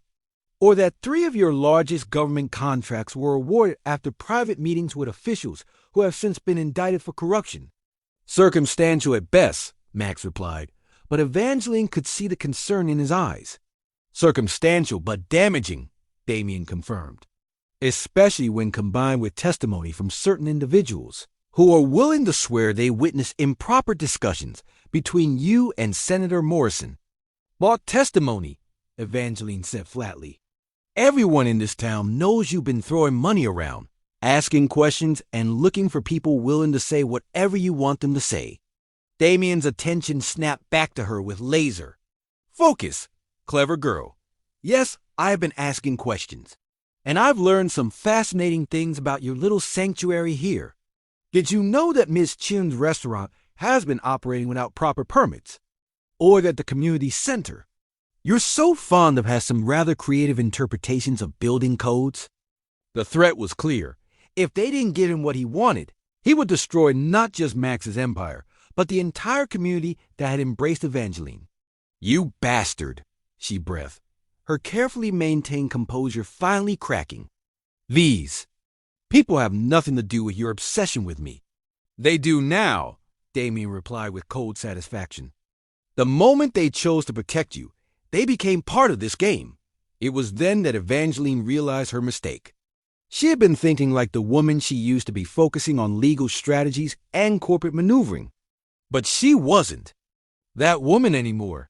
She was Elena Vasquez, member of a community that had accepted her without question, mother to a child who had never known fear, partner to a man who loved her strength rather than trying to diminish it, and Elena Vasquez didn't. Fight like Evangeline Beaumont. You know what, Damien? She said, her voice suddenly calm again. You're absolutely right. These people are part of this now, which means you've made a very serious error in judgment. Before he could ask what she meant, the sound of vehicles approaching broke the afternoon quiet. But these weren't more of Damien's cars, these were pickup trucks, family sedans, and the distinctive white van that belonged to the Moonrise Bay Volunteer Fire Department. Mayor Williams was the first to reach them, followed by Isabella, pastor, Rodriguez from the community church, Dr. Patterson from the local clinic, and what appeared to be half the town's adult population. Elena, Mayor Williams said, his voice carrying the quiet authority of a man who had spent 40 years protecting his community. Is this man bothering you? He is, she replied simply. Well then, the mayor continued, his gaze fixed on Damien. With unmistakable hostility, I think it's time he left. Damien looked around at the growing crowd of townspeople, his confidence visibly shaking. This is a private matter. Nothing's private when it threatens our friends, interrupted Sam Morrison, the local mechanic whose wife made the best blueberry pie in 3 counties. We take care of our own here. And Elena is our own, added Dr. Patterson firmly. Has been since the day she arrived. More voices joined the chorus, a unified wall of community support that Damien had never encountered before. In his world of corporate boardrooms and hired loyalties, the genuine affection and protection these people offered was completely foreign. I have resources you can't imagine, he sputtered, clearly off balance. I can destroy this entire town with... What? Pastor Rodriguez asked mildly. False accusations? Bought testimony? Threats against hard-working people who've done nothing wrong? Isabella stepped forward, her phone in her hand. Because I've been recording this entire conversation, and I think the authorities might be very interested in hearing a wealthy man threaten to destroy a community unless he gets his ex-wife back. As would the media, added Mayor Williams. I imagine the story of a bitter ex-husband trying to terrorize a small town would make for compelling television. Damien's face was growing redder with each passing moment. You don't understand who you're dealing with. We understand perfectly. Evangeline interrupted, stepping forward with the confidence of a woman backed by an army of friends. We're dealing with a man who's so pathetic, so unable to accept that his ex-wife chose to leave him, that he's willing to threaten innocent people to get revenge. She pulled out her own phone, showing him a recording app that had been running throughout the conversation. A man who just confessed to bribing. Witnesses threatening to frame an innocent businessman and planning to destroy a community out of spite. I wonder how that would play with the authorities in Boston. Or with your new wife. For the first time, real fear flickered in Damien's eyes. You wouldn't... I would, she said simply. Because I'm not the woman you married anymore, Damien. I'm not someone who can be threatened or manipulated or controlled. I'm someone who fights back. Max stepped up beside her, his hand finding hers in a gesture of unity that was visible to everyone present. And she's not fighting alone. The crowd murmured their agreement, a wall of solidarity that made Damien's hired security look positively tiny by comparison. This isn't over, Damien said, but his voice lacked its earlier conviction. Yes, Evangeline replied with quiet finality. It is. You have 2 choices, Damien. You can get in your car and drive away, never to return or threaten anyone in this town again. Or you can continue this harassment, and I'll make sure that recording finds its way to every news outlet, every law enforcement agency, and every social media platform that might be interested in the story of a wealthy man's obsession with destroying his ex-wife's happiness. She paused, her voice growing even softer and more dangerous. Choose carefully. Because if you choose wrong, I won't just destroy your reputation. I'll destroy everything you built, everything you are, and everything you hope to become. And I'll do it with the kind of precision you could never imagine. Damien looked around at the circle of determined faces, at the man who clearly adored his ex-wife, at the community that had closed ranks around her like a protective shield. For the first time in his life, he was completely outmaneuvered. "This isn't over," he repeated, but the words sounded hollow even to him. "Yes," Evangeline said again. "It is." Without another word, Damien turned and stalked back to his car. His security detail followed, and within minutes, the black sedan was disappearing down the coastal highway. As the crowd began to disperse, neighbors stopping to hug Evangeline and offer reassurances that they would always protect her and Aurelius. Max pulled her into his arms. "Remind me never to get on your bad side," he murmured against her hair. "Too late," she replied, tilting her head to look at him. "You already have my heart. There's no more dangerous position in the world." Later that evening, as Aurelius slept peacefully in his bed and the cottage was filled with the soft sound of ocean waves, Max found Evangeline sitting on the porch swing, still processing the day's events. "How are you feeling?" he asked, settling beside her. "Free," she said simply. "For the first time in 6 years, completely free." "And us? Where do we go from here?" Evangeline turned to look at him, this man who had waited for her, searched for her, loved her through 3 years of separation and uncertainty. "Home," she said. "We go home. All 3 of us, together. Boston? Wherever we want," she corrected. "Because home isn't a place, Max. It's where we choose to build our life together." He pulled her closer, and she rested her head against his shoulder, watching the stars reflect on the water. "I love you, Elena Vasquez," he said softly. "I love you too, Maximilian Ashworth," she replied. "And tomorrow I'm going to marry you." "Tomorrow?" "Tomorrow," she confirmed. "We've wasted enough time, don't you think?" His answer was a kiss that tasted like promises, like hope, like the beginning of forever. Chapter 10, Love's Victory. 6 months later, Evangeline stood at cliff's edge overlooking Moonrise Bay. Wedding. Dress flowing in ocean breeze like liquid starlight. The gown was elegant simplicity ivory silk glowing against her dark skin. Delicate lace sleeves from Grandmother Cordelia. A train whispering against wildflowers scattered across the clifftop. Never had she felt more beautiful, powerful, or perfectly herself below them. The Pacific Ocean stretched to the horizon in shades of sapphire and silver, while behind them, their guests, an intimate gathering of family, and the friends who had become family waited in white chairs arranged in a perfect semicircle.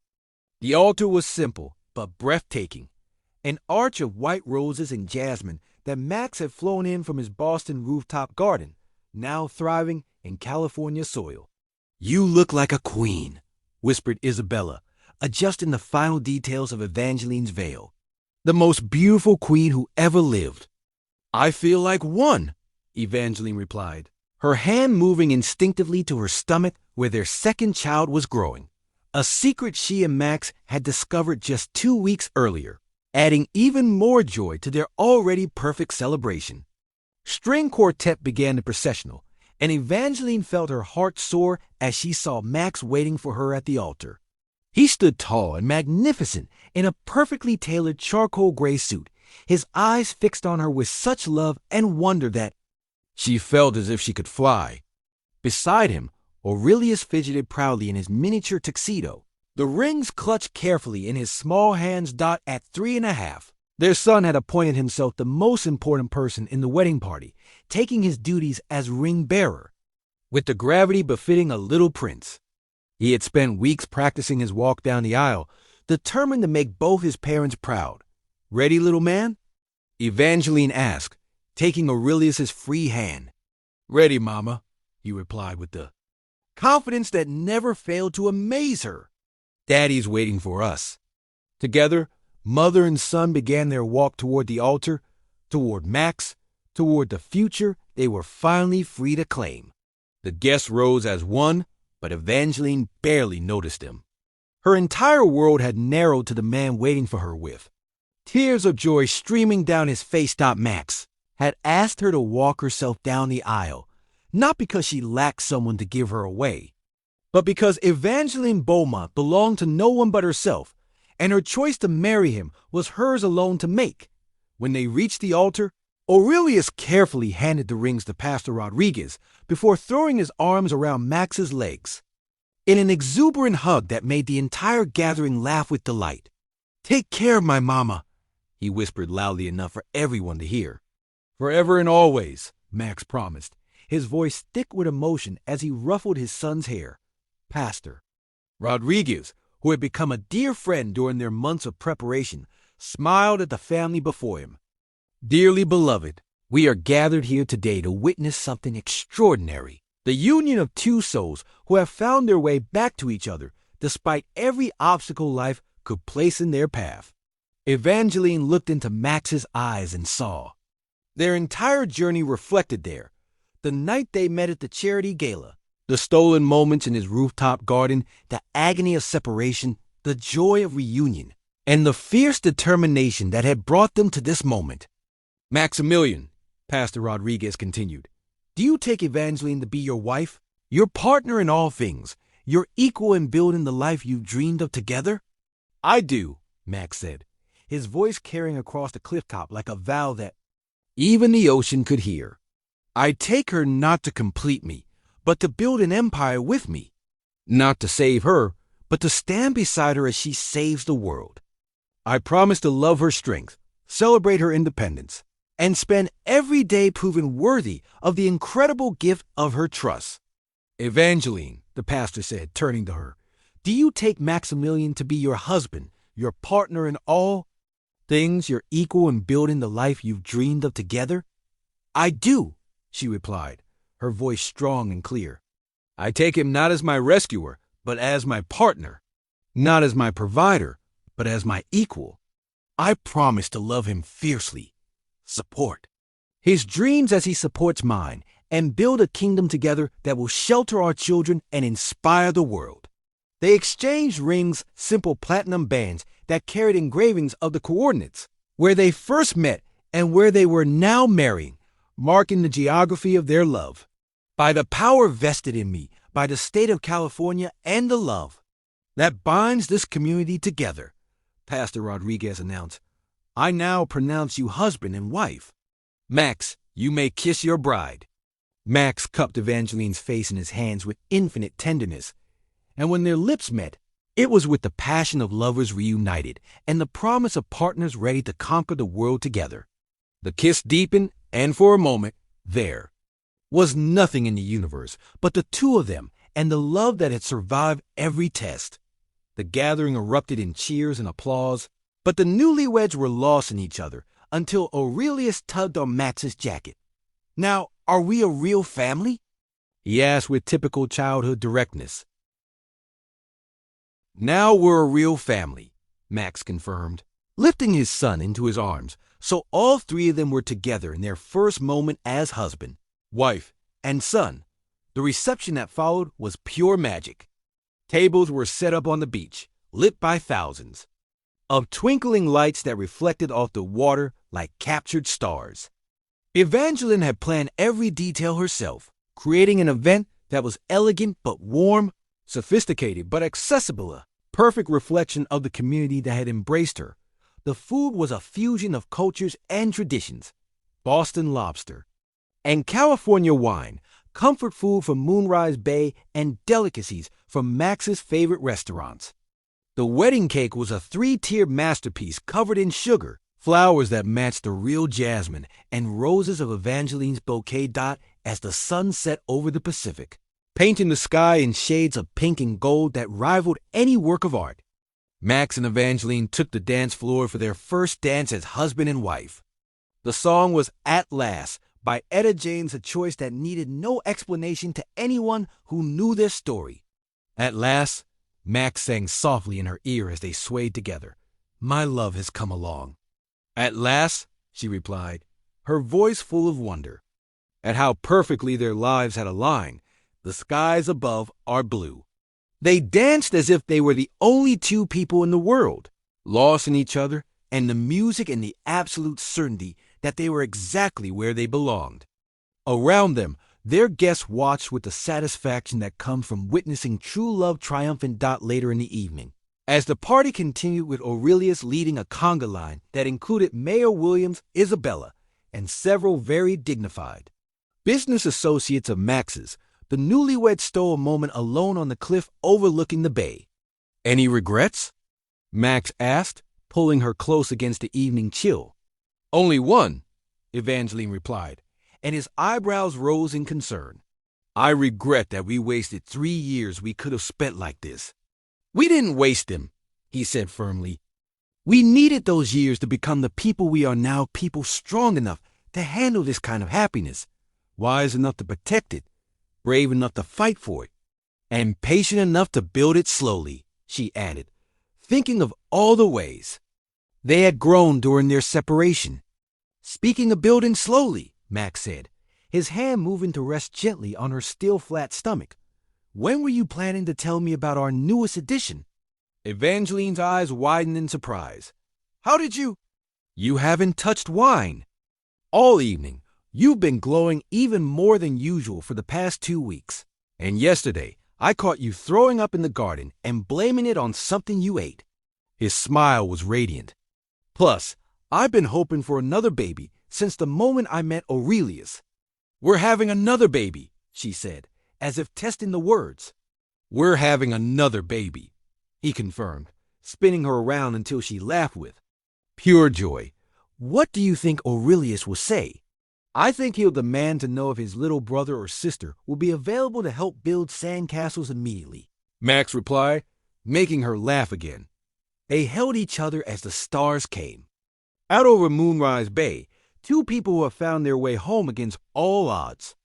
In the distance, they could hear the sound of their wedding party, Aurelius's laughter, Isabella's voice raised in song, the gentle conversations of friends who had become family. "I love you, Mrs. Ashworth," Max murmured against her hair. "I love you too, Mr. Ashworth," she replied. "And I love the life we're going to build together." "What kind of life do you want it to be?" Evangeline looked out at the ocean, at the community that had embraced her, at the future stretching endlessly before them like a promise. "Beautiful," she said simply. "I want it to be beautiful and strong and full of love. I want our children to grow up knowing that anything is possible when you combine courage with compassion. I want to use our resources to help other women find their strength, other families find their way home. An empire built on love instead of fear," Max agreed. "A legacy that makes the world better." Exactly.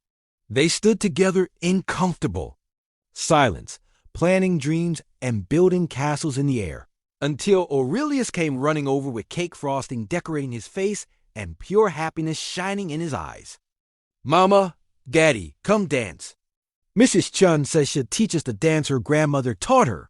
Hand in hand, the 3 of them walked back toward the celebration, toward the music and laughter and love that surrounded them like a blessing. As they rejoined their friends, as they danced under the stars with their son between them, Evangeline felt the deep, abiding satisfaction that comes from knowing you are exactly where you belong. 3 years later, their daughter Sophia was born, a perfect blend of her parents' best qualities, with Max's keen intelligence and Evangeline's indomitable spirit.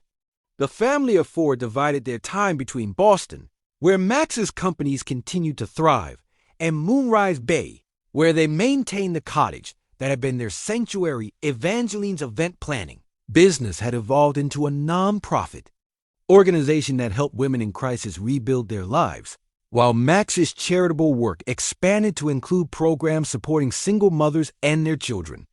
Together, they created scholarships, funded shelters, and built a network of support that helped thousands of families find their own paths to independence and happiness. But it was in the small moments that their greatest joy was found. Aurelius, teaching his baby sister to build sandcastles. Family dinners where the conversation ranged from quantum physics to fairy tales. Evenings on the porch where they watched the sunset and planned tomorrow's adventures. "Tell us the story again," Sophia would beg when she was old enough to understand, curled in her mother's lap with Aurelius leaning against his father's shoulder. And Evangeline would tell them the story of the brave princess and the noble king, who found each other in a secret garden, who were separated by dragons but never stopped believing in their love, who built a kingdom where all families could be safe and strong and free. And they lived happily ever after. Sophia would ask, though she knew the answer. They lived powerfully ever after, Evangeline would correct gently. Because happiness is just the beginning. Real love builds something that lasts forever. As the children grew and years passed, their story became family legend, a reminder that love could conquer any obstacle, that families could overcome any challenge, that strength and compassion combined create miracles. Every night, as Evangeline and Max lay in their bed overlooking the ocean, they marveled at the life built from betrayal's ashes. They hadn't merely survived their trials, they had transformed them into triumph. They had built an empire of love that would last for generations. They had found their happily, powerfully ever after. The end. In the annals of great love stories, theirs will be remembered not just for the passion that brought them together, but for the strength that kept them apart when necessary, and the wisdom that brought them back together when the time was right. Evangeline and Maximilian had proven that true love doesn't just conquer all, it transforms all, creating something more beautiful than either person could achieve alone. Their legacy lived on in their children, their community, and every life. They touched with their example of what it means to love with courage, fight with honor, and build a future worthy of the dreams that sustained them through their darkest hours. And in a small cottage overlooking the Pacific Ocean, where the sound of children's laughter mingles with the eternal song of the waves, their love story continues to unfold, as timeless and powerful as the tide itself.